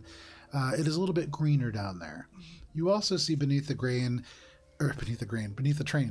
in the first hour, there is a smaller kind of mountain that blocks most of the sleeping summit that you had seen to the south.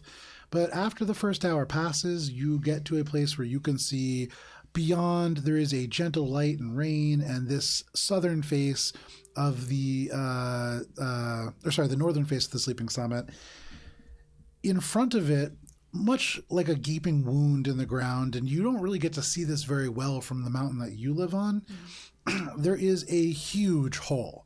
And it looks like a wound in the otherwise green, yellow kind of meadow and forest below. It gradually gets later and later and later, almost like massive steps of earth. This is a quarry. You may have heard of what is called Mammo's Quarry. At the surface, there are some seams of marble that are still remaining. They're dark brown, and as you're passing over, you see bits of gray. But closer to the bottom, hundreds of feet below, the chunks of marble that are visible are the colors of ash, and you can see flaked little bits of red and reflective bits of gold. The material seems to shift as it gets further and further down. You can see there are a dozen or so people kind of crawling across the rock with pickaxes and mines, kind of moving towards the direction of where you know Darkbriar to be, probably ending their day. And that's most of what you would see. You would see elements of Darkbriar kind of beginning to rise up off into the west from where the train proper will eventually bring you to the station, which is located in the mountain just off to the east of Darkbriar proper. But nothing terribly interesting happens for the remaining time. Is there any... Oh, sorry. What happens after 4 hours when seeming wears off? When seeming wears off, you seem exactly the way that you seem without it. The person who is within the car with Valis and Minka does not react in any way. And so you would imagine, if you had not certainly known before, he is unable to see. I mean, bad for him. Good for us. Yeah. Yes, he's blind.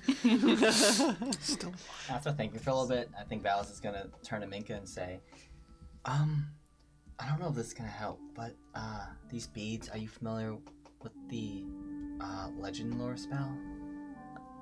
I think you've used it before. Yeah. Is there anything that you can tell me about maybe the name of your place and see if I can confer with Javaris to see if he can tell us anything about it? I mean, we call ourselves the Lost Enclave. Or the Enclave of the Lost, I guess, depending what direction you want to put the words in. Okay. Is that the name of the home where they live? Or the... That's where we live. Okay. I can see if Javaris can tell us anything. I don't know if we're on the map that much. But I'd appreciate it. That actually might make it easier for him to find you, weirdly enough. Okay. Sometimes Javaris talks for a while, and sometimes I can try to convince him to speed up. Do you think you can do that thing you do? Yeah. So Minka's gonna cast guidance. Oh, actually, she's going to wait until he starts. Okay. And then use her reaction to give him a plus d6. Nice. Which is slightly better. Valis takes his Well, beads and you could do assume guidance his as concentration and then pose. do that. So you take the thinker Guidance pose, is make your persuasion Oh, check. guys, it's concentration. So, yeah, so you can do both. I'll do both. I'll help as much as I can. Double head. Didn't really... 21 without the help. +3 with help. 24. And I'm gonna ask about, you said the Enclave of the Lost? Yeah, well, the Lost Enclave. The Lost Enclave. No. Valis, the Lost Enclave. That is what people call it now, but it was not always so. Let me tell you a story, Valis, about Kanoth's Lost. And because it is 10:15, and a good place to stop, that is where we're going to end for the evening. But you get the sense that you have succeeded in that check, and you are about to learn Nice. things about the Enclave that Minka does not know. And I will tell all that to Minka. Yeah. Joe will tell all of We'll do us that next week. You can join us and hear a little bit more about that. But for the players, just so you know, Kanoth's Lost. Kanoth is K-A-N-N-O-T-H. And His loss, as in like possibly S lost. Lost. L-O-S-T. Kanoth, S, Like the apostrophe Lost S, Boys. Lost, yeah. Okay. The Lost of Kanoth. But you can join us next week to learn a little bit more about that. If you can't wait that long, we're going to re-air this session and our Mosaic Team 5 Starfinder session on Sunday on YouTube at Alberon RPG. But whatever you do, please stay safe. And Matt, you want to sign us off? Do I sign us off again? Yeah. Is that a thing that I'm doing? I'm like, all right, we're leaving again tonight. All right, have a good one. Goodbye. Oh.